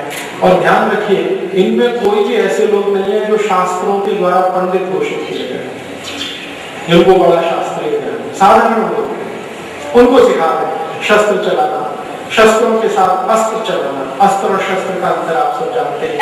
तो अस्त्र शस्त्र चलाना सिखाना और उनका भरपूर उपयोग कैसे कर लेना है, ये वो उनको सिखा रहे हैं। ये नित्य कर्म है उनका, बिना किसी बाधा। रोज सुबह से 4 बजे से लेकर 6-7 बजे के बीच। उसके बाद फिर उनका दूसरा जीवन शुरू होता है। वो अध्ययन तो कर चुके हैं क्योंकि उनके गुरुओं ने, अब वो अध्ययन इनको करवाए जितना उनको है और इनको नहीं है, इस तरह का चलता है। फिर वो दोपहर का भोजन और थोड़ा विश्राम और फिर शाम को वही क्रम प्राप्त हो गया। जब ये तैयार हो गए तब लड़ाई शुरू कर दी। अच्छा, एक दिन लक्ष्मण कहते हैं कि भैया आप तो चाहे अकेले लड़ सकते हैं, सिंहार कर सकते हैं, मार भी सकते हैं, हाँ मार भी सकते हैं, क्यों नहीं कर लेते? सुनता फिर वही सवाल, मैं जब यहाँ से चला गया तो ये अपनी रक्षा कैसे करेंगे? इसलिए इनको तैयार करके इनसे लड़वाना है। मैं भी साथ में हूं, ये भी मेरे साथ में। तो ये तो बहुत धीरज का काम है, ये तो जल्दी नहीं होता, बहुत धीरज लगता है। किसी को ट्रेनिंग देकर तैयार करना, फिर इतना तैयार करना कि युद्ध के लिए तैयार है, तो वो ट्रेनिंग का समय उनका बहुत बड़ा है। प्रशिक्षण उनका जीवन का सबसे बड़ा काम है। और शायद सैकड़ों, हजारों ऐसे लोग उन्होंने प्रशिक्षित किए। और जहां प्रशिक्षण देके सेना बना दिया, संगठन बना दिया, जो बहुत महत्व की बात है राम के जीवन से समझने की, कि जिस समाज में समस्या है उस समाज के लोगों को संगठित करके समस्या का समाधान करना है। तो समाज की समस्या समाधान करने के लिए संगठन बना दिया, शस्त्र बना गए, अस्त्र आ गए, ताकतवर हो गए, स्वाभिमानी स्वावलंबी हो गए, छोड़ दिया, कहा अब तुम चलाओ मैं चलता हूं। मैंने इसमें तो समझने की बात है वो ये कि राम चाहे तो वह राजा बन के रहे और वो तैयार है उनको स्वागत करने, लेकिन सब कुछ करके उन्हीं के बीच में से किसी को राजा बना के उनको सब कुछ सौंप के फिर चल दिए, झोली बेटा उठा के अब किसी आगे। ये जो उनके जीवन में, उनके स्वभाव में दिखाई देता है कि लंका जीतने के बाद खुद राजा नहीं बनते, विभीषण को राजा बना के चले आते हैं, ये उनके जीवन में शुरू से है। रावण का राज्य जीतने के बाद ये आया है ऐसा नहीं है, शुरू से उनके जीवन में ये चल रहा है। जहां भी छोटे छोटे राज्य हैं, जहां भी उन्होंने कोई बड़ी जीत हासिल की है, वहां उस स्थानीय व्यक्ति को राजा बनाया, सौंप दिया, आगे चले गए, फिर किसी को राजा बनाया, सौंप दिया, फिर आगे चले गए, फिर राजा बनाया, फिर सौंप दिया, फिर आगे। दशरथ में ये गुण नहीं है, दशरथ में ये गुण नहीं। दशरथ में क्या गुण है? जिस राज्य को जीत लिया हमेशा के लिए उसको अपने राज्य में मिला के रखना है, और इसको दशरथ चक्रवर्तित्व होने के लिए आवश्यक मानते हैं। राम उससे मतभेद। राम कहते हैं कि चक्रवर्ती वो है जो राज्य बनाए और सौंप के निकल जाए, और ये समझ बहुत देर में भारत के एक राजा को आई है, अशोक, जो बौद्ध धर्म का फिर सबसे बड़ा बताओ बना है, वो राम के गुण से ही समझ आई। अब भारतीयता का शायद ये एक दूसरा बड़ा गुण बन गया है, राम ने स्थापित किया है, वही हमारे यहाँ भारतीयता हो गई है, ऐसा मुझे अभी समझ में आने लगा है। उन्होंने एक गुण स्थापित कर दिया ये कि जो लोग हैं, समस्या जिनकी है उनको प्रेरित करना, खड़ा करना, समस्या का समाधान कराना, उन्हीं के बीच में से किसी को राजा बनाना, अपने हाथ में कुछ नहीं लेना और निकल जाना। बिल्कुल ऐसे ही जैसे कोई पुराने कपड़े थे छोड़कर निकल गए, नए धारण करिए, इस तरह से चलते चले जाना। शायद योगी वही होते होंगे, मोह जरा भी ना आए, कर्म योगी शायद वही होता होगा। तो कर्म योगी होने की जो आदर्श परिभाषा है वो उन्होंने स्थापित कर दिया। मुझे उनका ये गुण बहुत अद्भुत लगता है। शायद कृष्ण में यही गुण राम से आया, जो अपने हाथ से कुछ नहीं करते हैं और राज्य स्थापित करके दूसरों को दे देते हैं। और फिर कृष्ण भी ये कहते हैं अपने जीवन के अंतिम दिनों में कि भारतीयता यही है, भारतीयता यही है जब हम कुछ भी हासिल करें, जरूरत पड़ने पर दूसरों को सौंप दें और निकल जाए बिना किसी मोह के। भारतीयता यही है। ये जो दूसरी एक संस्कृति दुनिया में फैली हुई है, जिसका जिक्र अभी थोड़ी देर पहले भारत रखी गए थे, अमेरिकी और यूरोपियनिज्म, वो इसके ठीक विपरीत है। दूसरों को जीत लेना, हासिल कर लेना, फिर अपने बीच में गुलाम बना के सैकड़ों साल रखना, वो अमेरिकी है। ये भारत, तो भारतीयता के आदर्श स्थापित करने में राम का तो अद्भुत है।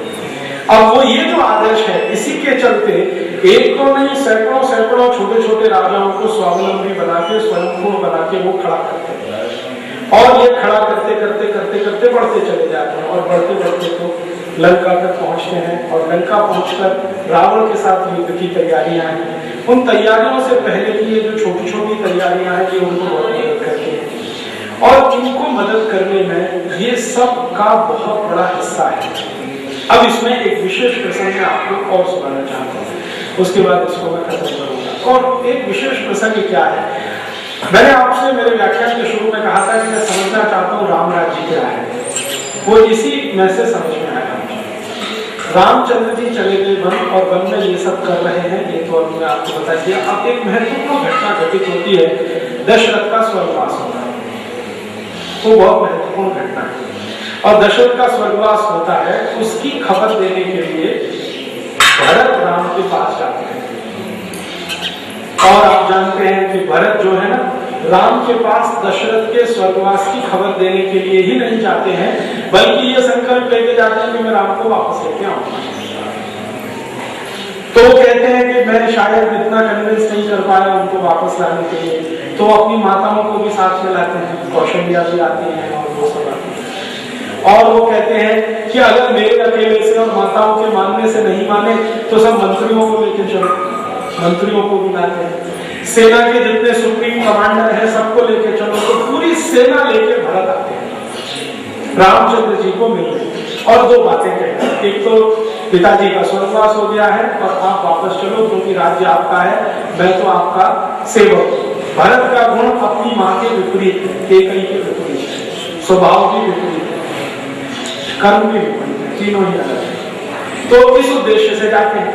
अब जब राम से उनका मिलन होता है और भरत राम का संवाद है, मैं मानता हूं कि पूरी रामायण का या राम कथा का वो सबसे महत्वपूर्ण बात है या सबसे महत्वपूर्ण हिस्सा है राम और भरत का मिलना और राम और भरत का संवाद। राम भरत का जब संवाद होता है और मिलन होता है तो उसमें सबसे महत्वपूर्ण मुझे जो नजर आता है कि राम भरत को प्रश्न पूछते हैं। पहले तो लक्ष्मण ने उनको कंफ्यूज करने की कोशिश की है राम को बताया कि देखो इतनी सेना लेके आ रहा है, हमला करने आ रहा है। तो राम कहते हैं कि तुम क्यों ऐसा सोचते हो, हमारा भाई है, हम पे हमला करेगा। उनका नहीं, आपको मालूम नहीं है वो केकई का पुत्र है और केकई वही है जिसने आपको वनवास दिया है। तो राम कहते हैं ना केकई ने तो बहुत बड़ा एहसान किया है, जो मैं चाहता था वो करने के लिए रास्ता प्रस्तुत किया। तो भरत को लक्ष्मण को ये सब ज्यादा समझ में नहीं आता और शायद तत्व की गहराई में वो इतना उतरते नहीं है या उतरना नहीं चाहते। तो है वो कहते आने दो और अगर लड़ना ही पड़ा तो लड़ लेंगे और हम काफी हैं। तो लक्ष्मण कहते हैं आप क्या, मैं अकेला काफी हूं, इतनी बड़ी सेना है वो एक। उसके बाद होता क्या है कि जब ये इतनी बड़ी सेना लेके भरत आते हैं तो जो वनवासी हैं उनको शायद ये गलतफहमी हो जाती है कि ये राम पे हमला करने के लिए जा रहे हैं, क्योंकि उनको ये तो मालूम है कि राम को निकाला दिया गया है, वनवास दिया गया, भरत को गद्दी दी है। तो वनवासियों को ये गलतफहमी है कि शायद ये राम को मारने जा रहे हैं, तो वो तैयार हो जाते हैं। बीच में कई जगह हो भी जाता है, बाद में उनको समझ में आता है नहीं ये तो राम को वापस लेने के लिए जा रहे हैं। तो पूछते भी हैं, कहीं जो भील है, भील जाति, गोंड और ये कोल जाति के लोग पूछते हैं, उनके सरदार पूछते हैं कि आपको इतनी सेना लेके आने की क्या जरूरत थी। तो भरत कहते हैं कि देखो मैं राम को कन्विंस नहीं कर सकता, मना नहीं सकता, इसलिए सबको लाया हूँ, ये सब उनको कन्विंस करेंगे शायद वो वापस जाए, इसके लिए सेना। तो खैर तो सेना लेके पहुंच जाते हैं और राम और भरत का मिलन होता है और संवाद होता है।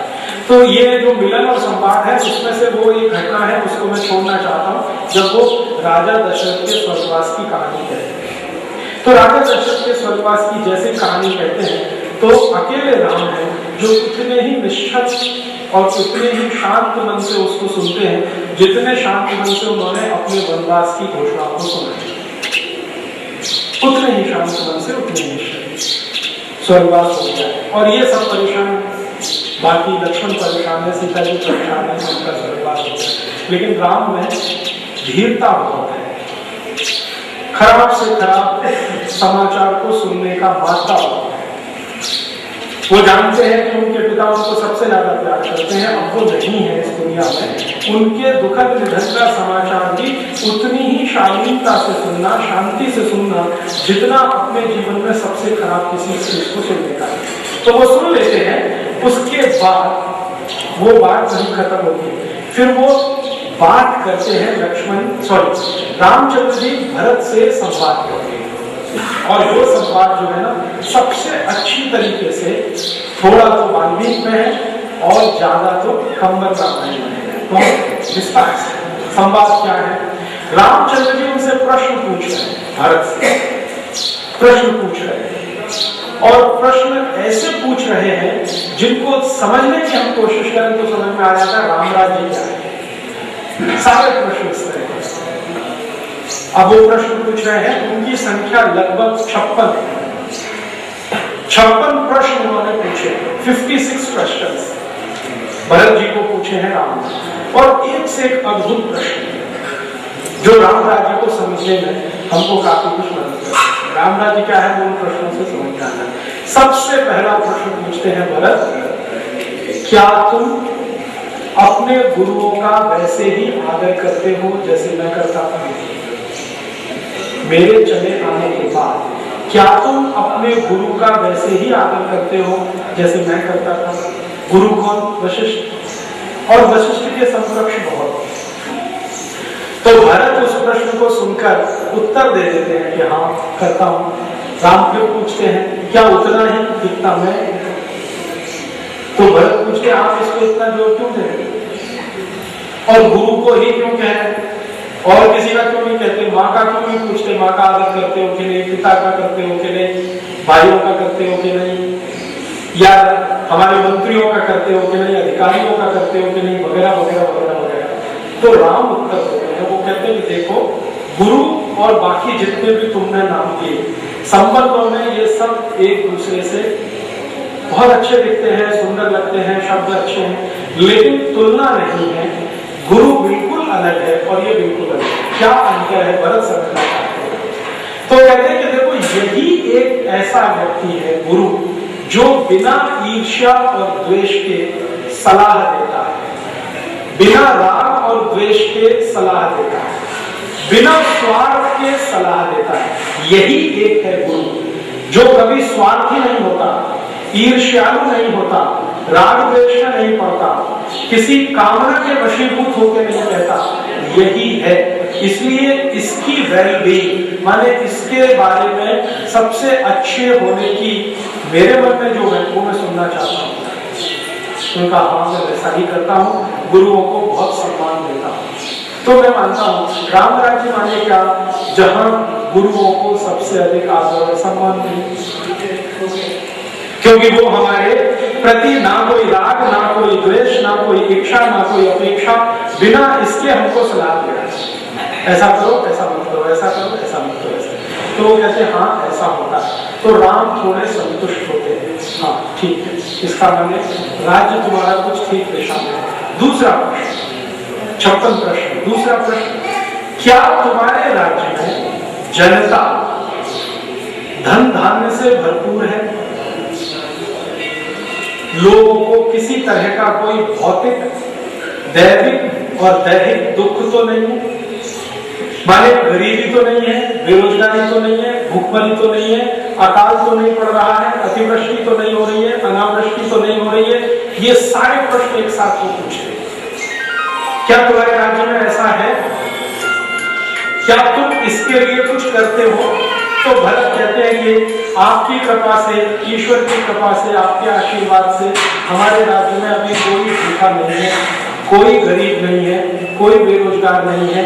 जितनी आवश्यकता पानी की है उतनी बारिश होती है और बारिश का पानी हम संजो कर रखते हैं। वाटर मैनेजमेंट जो आज की भाषा में कहें, हमको अगर 12 साल भी अकाल पड़ जाए तो हमने पानी की व्यवस्था करके रखी हुई है, भूगर्भ जल की भी व्यवस्था है और एक तरह का सरफेस वाटर और एक ग्राउंड वाटर, दोनों की व्यवस्था हमने करके रखी हुई है। विस्तार से बताते हैं। राम थोड़े और ज्यादा आश्वस्त होते हैं, हाँ तुम्हारा कार्य ठीक। तीसरा प्रश्न करते हैं कि क्या तुम्हारे सारे मंत्री और अधिकारी नॉन करप्ट हैं,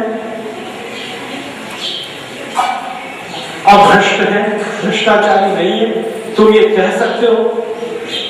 तो थोड़ी देर वो सोचते हैं, फिर कहते हैं हाँ हमारे सभी मंत्री और अधिकारी कुछ भी भ्रष्टाचार में लिप्त नहीं है। फिर वो पूछते हैं कि भ्रष्टाचार कितने तरह के होते हैं? राम को पूछते हैं तो वो 16 तरह के भ्रष्टाचार में 16 तरह के भ्रष्टाचार, 1 2 3 4 5 6 7 8 9 10। दुर्भाग्य से हमारे भारत में इस समय वो 16 के 16 राम पूछ रहे हैं तुम्हारे मंत्री, तुम्हारे अधिकारी इस तरह के भ्रष्टाचार से मुक्त हैं? तो दशरथ कहते हैं हाँ मुक्त हैं। तो थोड़े और आश्वस्त होते हैं। चौथा प्रश्न पूछते हैं क्या तुम्हारा रेवेन्यू कलेक्शन, आप ध्यान देना इस बात, रेवेन्यू कलेक्शन माने टैक्स कलेक्शन, क्या तुम्हारा कर संग्रह खर्चे से ज्यादा है? माने रेवेन्यू कलेक्शन सरप्लस है, डेफिसिट तो नहीं है? तो भरत कहते हैं हाँ रेवेन्यू कलेक्शन सरप्लस है। तो भरत पूछते हैं आप ये क्यों पूछ रहे हैं रेवेन्यू कलेक्शन? वो कहते हैं कि अगर तुम्हारा कर संग्रह कर खर्चे से ज्यादा है, जिसको रेवेन्यू एक्सपेंडिचर कहते हैं, अगर रेवेन्यू इनकम रेवेन्यू एक्सपेंडिचर से ज्यादा है तभी राज्य को समृद्धशाली बना सकते हो। अगर तुम्हारा रेवेन्यू एक्सपेंडिचर रेवेन्यू कलेक्शन से ज्यादा हो गया, माने कलेक्शन का में खर्चा ज्यादा है, तब तो राज्य को गर्त में डालोगे तुम। और तुमको कर्ज लेके राज्य चलाना पड़ेगा, और कर्ज चलाकर तो कोई राज्य सुखी नहीं होता है। तो मैं इसलिए पूछ रहा हूँ कि हमें कर्ज लेने की आवश्यकता तो नहीं पड़ती, तुम्हारे राज्य में कर्ज तो नहीं लिया जाता। तो भरत कहते हैं अभी तक तो नहीं लिया जाता, तो ध्यान रखना आगे न लिया जाए। इसका अर्थ क्या है? राम राज्य में रेवेन्यू कलेक्शन एक्सपेंडिचर से हमेशा ज्यादा होगा, माने राम राज्य में कर्ज नहीं लिया जाएगा। भारत में आज की परिस्थिति में 18 लाख करोड़ रुपए का कर्ज लिया जा चुका है आजादी से पिछले 60 साल, और 30 राज्य है, 30 राज्यों ने ले लिया है। एक भी इस देश में ग्राम पंचायत ऐसी नहीं है जो कर्जदार ना हो, एक भी नगर पालिका ऐसी नहीं है जो कर्जदार ना हो, एक भी केंद्र सरकार ऐसी नहीं है जो कर्जदार ना हो। राम ये महत्वपूर्ण बात पूछ रहे हैं भरत से कि क्या तुम्हारा रेवेन्यू कलेक्शन एक्सपेंडिचर से जाता है, अर्थात कर्ज का जरूरत तो नहीं पड़ती है। तो भरत कह रहे हैं कि हाँ बिल्कुल जरूरत नहीं। चौथी महत्वपूर्ण बात पूछते हैं, क्या तुम्हारे राज्य की सेनाएं सब तुम्हारे आदेश का पालन करती? सेना के अधिकारी तुम्हारे साथ आदेश को मानने के लिए प्रेरित होते हैं? तुम्हारे व्यक्तित्व ने तुम्हारी सेना के सेनाधिकारियों को प्रेरित किया हुआ है? तो भरत कहते हैं हाँ, कि मेरे सभी सेनाधिकारी मेरे से प्रेरित हैं और मैं जैसा कहता हूं वैसा करने के लिए तैयार है। तो राम कहते हैं हाँ ठीक है, तुम्हारा राज्य सही दिशा में है। आगे एक और प्रश्न पूछते हैं, क्या तुमने अपने राज्य में न्याय की स्थापना की है? न्याय की स्थापना से मतलब भरत पूछ रहे हैं, तो कह रहे हैं कि दुष्टों को दंड और सज्जनों को प्रोत्साहन तुम्हारे राज्य में मिलता है? तो भरत कहते हैं हाँ, आपकी ही नीति पे मैं चलता हूँ, जितने भी दुष्ट हैं उनको मैं दंड देता हूँ और सज्जनों को स्थापित करता हूँ। न्याय तो यही है, राम कहते हैं न्याय तो यही है, दुष्टों को दंड मिले, सज्जनों को प्रोत्साहन मिले। लेकिन राम फिर उसमें एक सब्सिडियरी क्वेश्चन कर रहे हैं कि क्या तुम्हारे राज्य में दुष्टों को खुलेआम दंड दिया जाता है या नहीं? लेकिन मानवीयता से, तो लेकिन और दंड तो खुलेआम मिलना चाहिए लेकिन मानवीयता से। ऐसा करते हो जैसे चोर है, उसने चोरी किया, उसको दंड लोगों के सामने मिलता है। कोई ठग है, ठगी किया, उसका दंड लोगों के सामने होता है। कोई बलात्कारी है, उसने बलात्कार किया, लोगों के सामने उसको दंड दिया जाता है, लेकिन मानवीयता से। ऐसा तुम करते हो? तो भरत कहते हैं हाँ करता हूं। अर्थात राम राज्य में दुष्टों को दंड लोगों के सामने होना। क्यों होना? ताकि दूसरे लोग दुष्टता करने से बचें। ये राम राज्य की नीति है। अभी जो होता है दंड किसी जेल की कोठरी में होता है, कोई देख भी नहीं सकता। ये अंग्रेजों की व्यवस्था। राम की व्यवस्था में दुष्टों को दंड खुले में होना चाहिए, लेकिन मानवीयता माने उसके मनुष्य होने का ध्यान रखते हुए उसको दंड दो, लेकिन खुले आम, सरे आम। हम बहुत बुराई करें अरब देशों की, लेकिन अरब देशों में ये राम राज्य की नीति है, वहां दुष्टों को दंड खुले आम मिलता है। कोई भी अरब देश में जाइए, बहरीन, कुवैत, ओमान, संयुक्त अरब अमीरात, वहां अगर किसी ने चोरी की है तो भरे चौराहे पर हाथ काटते हैं। बलात्कार किया है तो भरे चौराहे पर पत्थर मार के हत्या करते हैं। अगर चोरी की है, बलात्कार किया, कोई बड़ा गुनाह किया है, भीड़ भरे लोगों के सामने ये वो करते हैं। राम राज्य का पालन शायद कुछ अंशों में वो करते हैं, हम तो नहीं करते। हमारे यहाँ तो होता है मुकदमा भी बंद कमरों में चलता है, दंड भी बंद कमरों में दिया जाता है, काल कोठरी का दंड। ये अंग्रेजी नीति है, राम नीति नहीं है, राम राज्य की नीति। अगला और एक इंटरेस्टिंग प्रश्न वो करते हैं कि तुम सुबह जल्दी उठते हो, ब्रह्म मुहूर्त में उठते हो? आप कहेंगे ये तो पूछने लायक प्रश्न है, लेकिन राम पूछ रहे हैं भरत से तुम सुबह जल्दी उठते हो, ब्रह्म मुहूर्त में उठते हो? हाँ उठता हूँ। फिर लोगों से मिलने जाते हो? हाँ जाता हूँ। तब तुम राजा होने के लायक हो। अब उसके पहले नहीं कहा कि तुम राजा होने के लायक। जब भरत ने यह आश्वासन दे दिया कि मैं सुबह ब्रह्म मुहूर्त में उठता हूँ और रोज अपनी प्रजा के बीच में वैसे ही मिलने जाता हूँ जैसे आप मिलते थे, तो हाँ ठीक है, अभी तुम राजा होने के लायक। रात्रि शयन जल्दी करते हो? तो हाँ जल्दी करता हूँ। तो अभी सुबह जल्दी उठ पाओगे? रात में 12 बजे तक जगोगे तो सुबह उठने का सवाल ही नहीं। तो रात्रि शयन और सुबह उठना, ये भी प्रश्न पूछ लिया। तो 56। फिर आगे वो पूछते हैं कि तुम्हारे मंत्रिमंडल के जो मंत्री हैं उनके साथ तुम कोई भी चर्चा करो, योजना बनाओ, तो उसका क्रियान्वयन कितनी देर में होता है? प्लानिंग हो गया, 5 ईयर प्लानिंग कर लिया, 10 ईयर प्लानिंग कर लिया, 20 ईयर्स प्लानिंग कर लिया, इंप्लीमेंटेशन कब स्टार्ट होता है? वो ये कह रहे हैं कि योजना बनाना तो ठीक है, उसका पालन कब से शुरू होता है? अगर तत्काल शुरू होता है तो तुम राजा होने लायक हो, नहीं होता है तो तुम्हारे गुण को सुधारो, दुर्गुण है। माने आपने योजना बनाई कोई भी विकास की, वो योजना बनने के तुरंत बाद अगर उसका पालन शुरू होता है तब तो वो राम राज्य है, नहीं होता है तो नहीं है राम राज्य। भारत में आज क्या होता है? योजनाएं 50 साल पहले बन चुकी है, पालन उनका आज तक नहीं होता है, फाइलों में बंद है, डस्टबिन में पड़ी हुई है, तो राम राज्य नहीं है। फिर आगे पूछते हैं कि जब तुम्हारे मंत्रिमंडल की बैठक होती है, उस मंत्रिमंडल की बैठक में कोई मंत्री ऐसे तो नहीं है जो तुम्हें गुमराह करते और तुमने उनको मंत्री बना के रखा हो? तो भरत कहते हैं हाँ ऐसा तो कोई मंत्री नहीं है। तो कहते हैं कड़ी नजर रखो, अगर कोई मंत्री तुम्हारे मंत्रिमंडल का तुम्हें गुमराह करता है तो उसको एक क्षण भी उस पद पर नहीं रखना है, हटा के दूसरे को रखना है, एक क्षण भी उसको नहीं रखना। ये उनकी सीख है राम की भरत को, और वो कहते हैं कि ये बहुत आवश्यक है। गुमराह करने वाले मंत्री अगर तुम्हारे बीच में है तो तुमको गलत रास्ते लेके जाएंगे।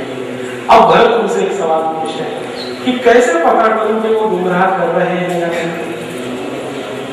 तो राम उसका बहुत सुंदर जवाब देते हैं, अपने गुरु से पूछा। अगर गुरु कहे कि ये ठीक है तो गुमराह नहीं किया, और गुरु कहे गलत है तो तुमको गुमराह किया गया। गुरु ही है जो निस्वार्थ भाव से तुमको सलाह देगा, इसलिए गुरु का आदर सबसे आवश्यक है। फिर राम आगे उनसे एक पूछते हैं कि तुम कोई भी योजना बनाते समय अपने विचार, अपने मंत्रिमंडल के विचार, इनको प्रमुखता देते हो या लोगों के विचारों पर देते हो?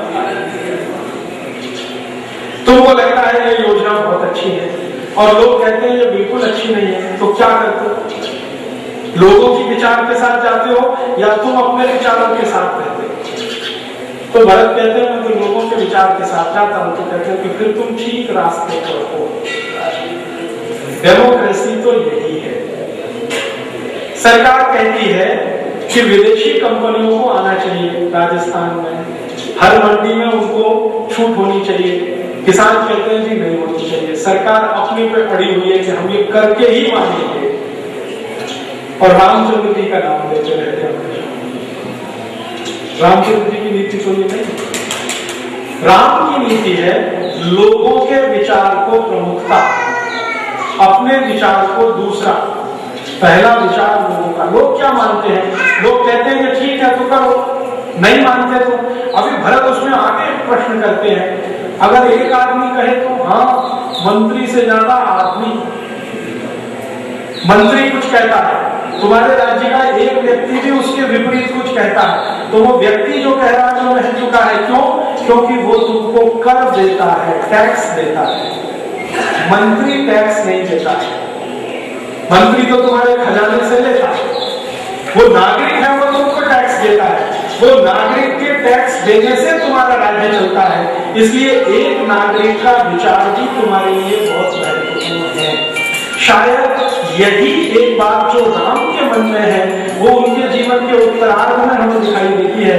जब एक कपड़े को धोने वाला धोबी सीता के बारे में कुछ कहता है तो वो परीक्षा के लिए निकालता है।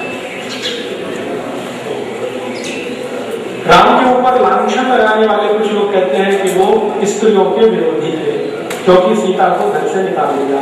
और ये किस्सा तब है जब वो अयोध्या वापस आ गए हैं और किसी ने कह दिया है सीता के बारे में पता नहीं कितने दिन रावण के यहाँ रही है और क्या क्या किया है। तो एक व्यक्ति के कहने पर सीता को घर से निकाल देना ये उस गुण के कारण है। जब वो भरत को कह रहे हैं कि एक व्यक्ति भी कुछ कहता है वो महत्वकार क्योंकि वो टैक्स पेयर है। अर्थात राम राज्य में टैक्स पेयर को सबसे ज्यादा ऊंचाई है और मैं नहीं मानता कि इससे बड़ी डेमोक्रेसी कोई हो सकती है जहां टैक्स पेयर सबसे ऊंचा है, मंत्री और राजा उससे नीचा है। यही शायद लोकतंत्र रहा होगा।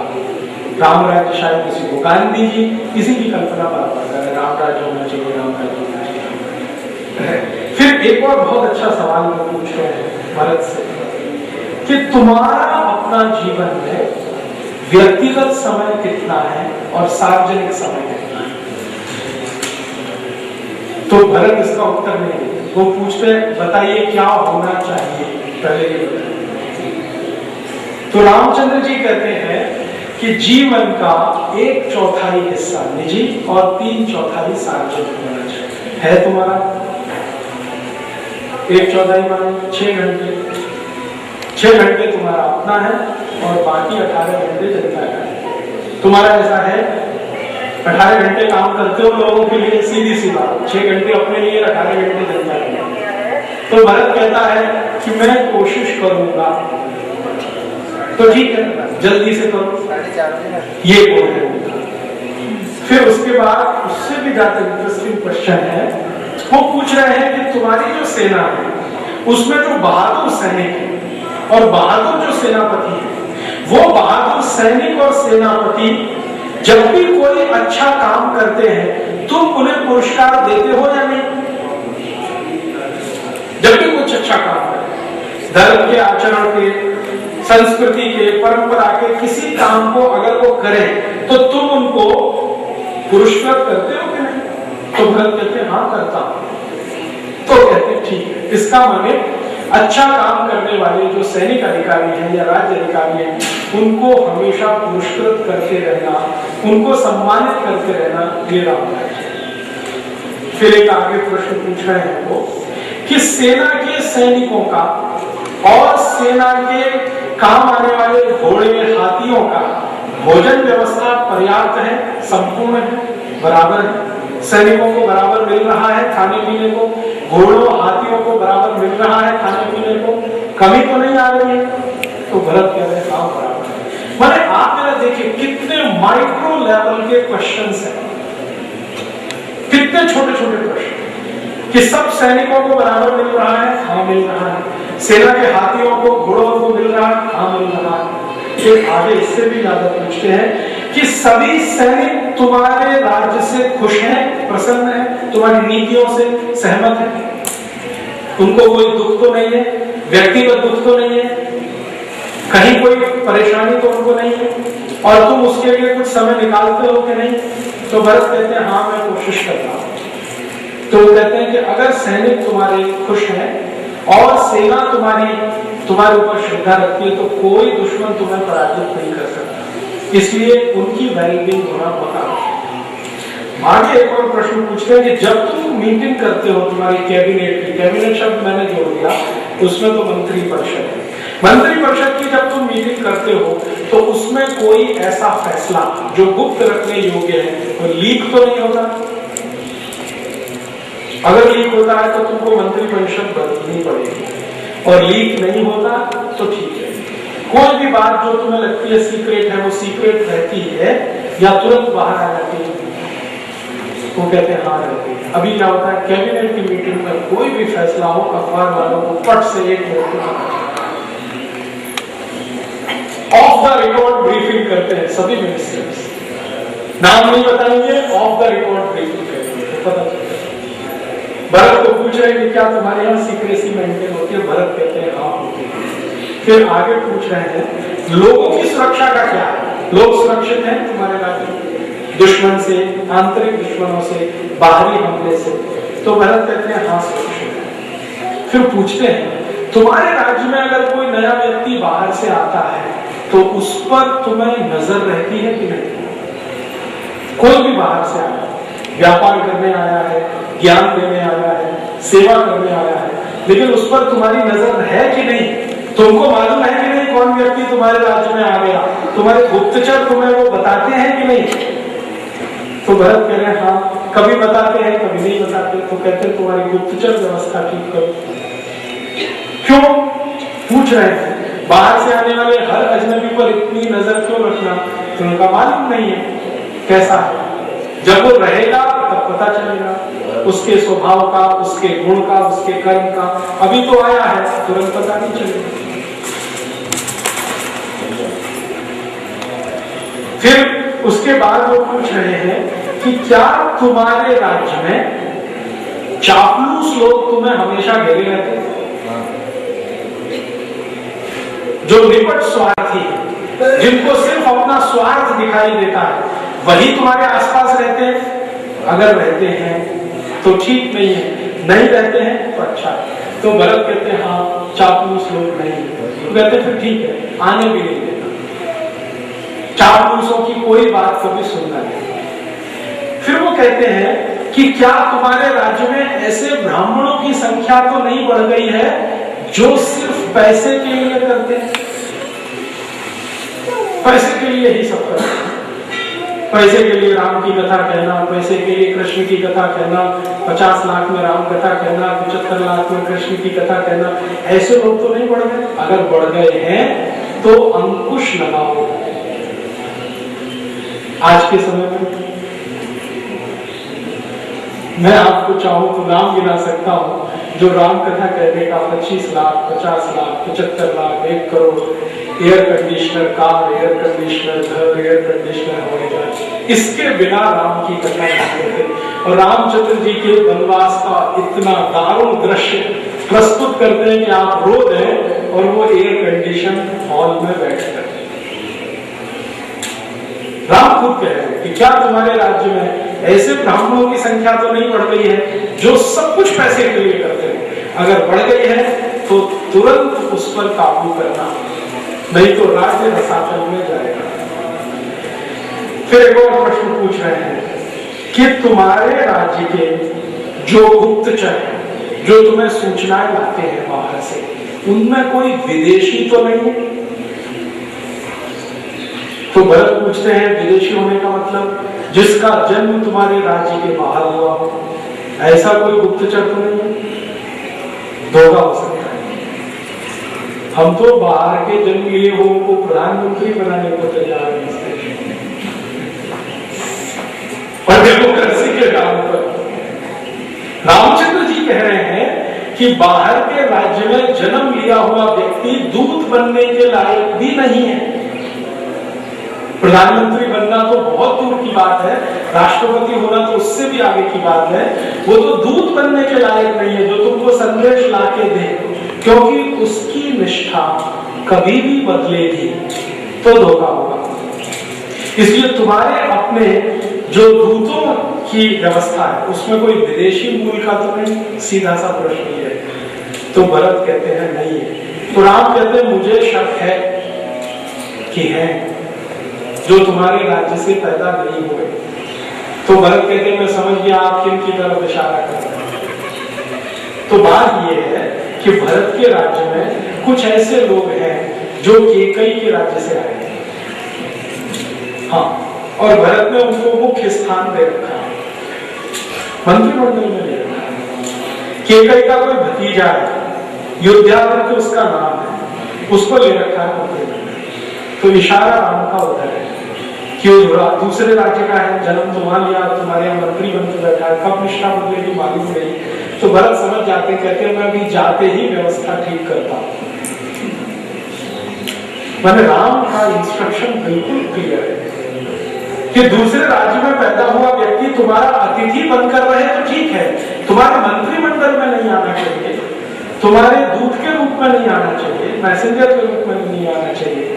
अब हमारे यहाँ क्या है, डेमोक्रेसी के नाम पर सब धन धान पसेरी, सब दान जो है ना पसेरी, कोई भी आ जाए, विदेशी राष्ट्रपति हो जाए, प्रधानमंत्री हो जाए, और हम इसको लिबरलाइजेशन मानते हैं। राम से ज्यादा लिबरल कौन हुआ दुनिया में?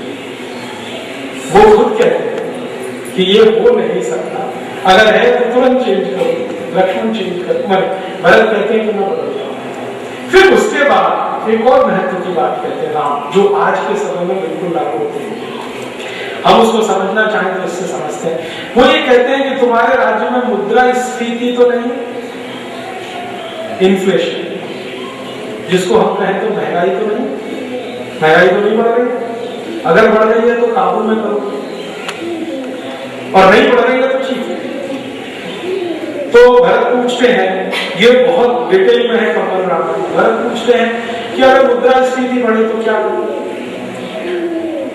तो कहते हैं कि उत्पादन की व्यवस्था सुधारो, क्योंकि उत्पादन कम होता है तो मुद्रास्फीति बढ़ती है, करेंसी का चलन ज्यादा होगा, प्रोडक्टिविटी कम होगी तो मुद्रास्फीति बढ़ेगी, तो चीजें तुम्हारे हाथ से निकल जाएंगी, इसलिए उसको कंट्रोल करके रखना है। मुद्रास्फीति तो नहीं बढ़ रही है, अगर बढ़ रही है तो कंट्रोल करो, माने महंगाई तो नहीं बढ़ रही है, बढ़ रही है तो काबू में रखो। माने महंगाई बहुत बड़ा अभिशाप है राम राज्य के लिए, राम राज्य में महंगाई नहीं होनी चाहिए। फिर वो कहते हैं कि तुम्हारे जो अधीनस्थ हैं, छोटे या बड़े, सबको पगार तनख्वाह समय से मिलती है। ऐसा तो नहीं है कि 1 तारीख का दिन निश्चित है और 20 तारीख को तनख्वाह मिले, या 2 महीने बाद मिले, या 3 महीने बाद मिले। सबकी पगार समय से मिलती है। अगर मिलती है तो विद्रोह नहीं होगा, नहीं मिलती तो व्यवस्था में विद्रोह होगा, राज्य चलाना मुश्किल हो जाएगा। फिर रामचंद्र जी पूछते हैं कि तुम अतिथियों का स्वागत करते हो अपने राज्य में? अतिथि देवो भव की हमारी जो रघुकुल की परंपरा है उसका निर्वहन करते हो? तो भरत कहते हैं हाँ करते हैं। फिर वो पूछते हैं कि तुम्हारे राज्य के जो बुजुर्ग हैं, बूढ़े और बच्चे, उनके प्रति तुम्हारा रवैया कैसा है? जवान है वो तो छोड़ो, जो बुजुर्ग हैं और जो बच्चे हैं उनके प्रति तुम्हारा व्यवहार कैसा है? उनको अतिरिक्त स्नेह की, प्रेम की, करुणा की जरूरत है, क्या मिलता है? तो भरत कहते हैं हाँ मिलता है, ऐसा ही मिलता है जैसे तुम पिताजी को देते थे। एक और प्रश्न करते हैं, दशरथ को जिस तरह से तुम स्नेह करते थे, प्रेम देते थे, ऐसा राज्य के सभी बुजुर्गों को प्रेम और स्नेह मिलता है राज्य की तरफ से? अगर मिलता है तो राज्य ठीक है, नहीं मिलता है तो ठीक करो। माने वहां दृष्टि है राम की कि जो बुजुर्ग हैं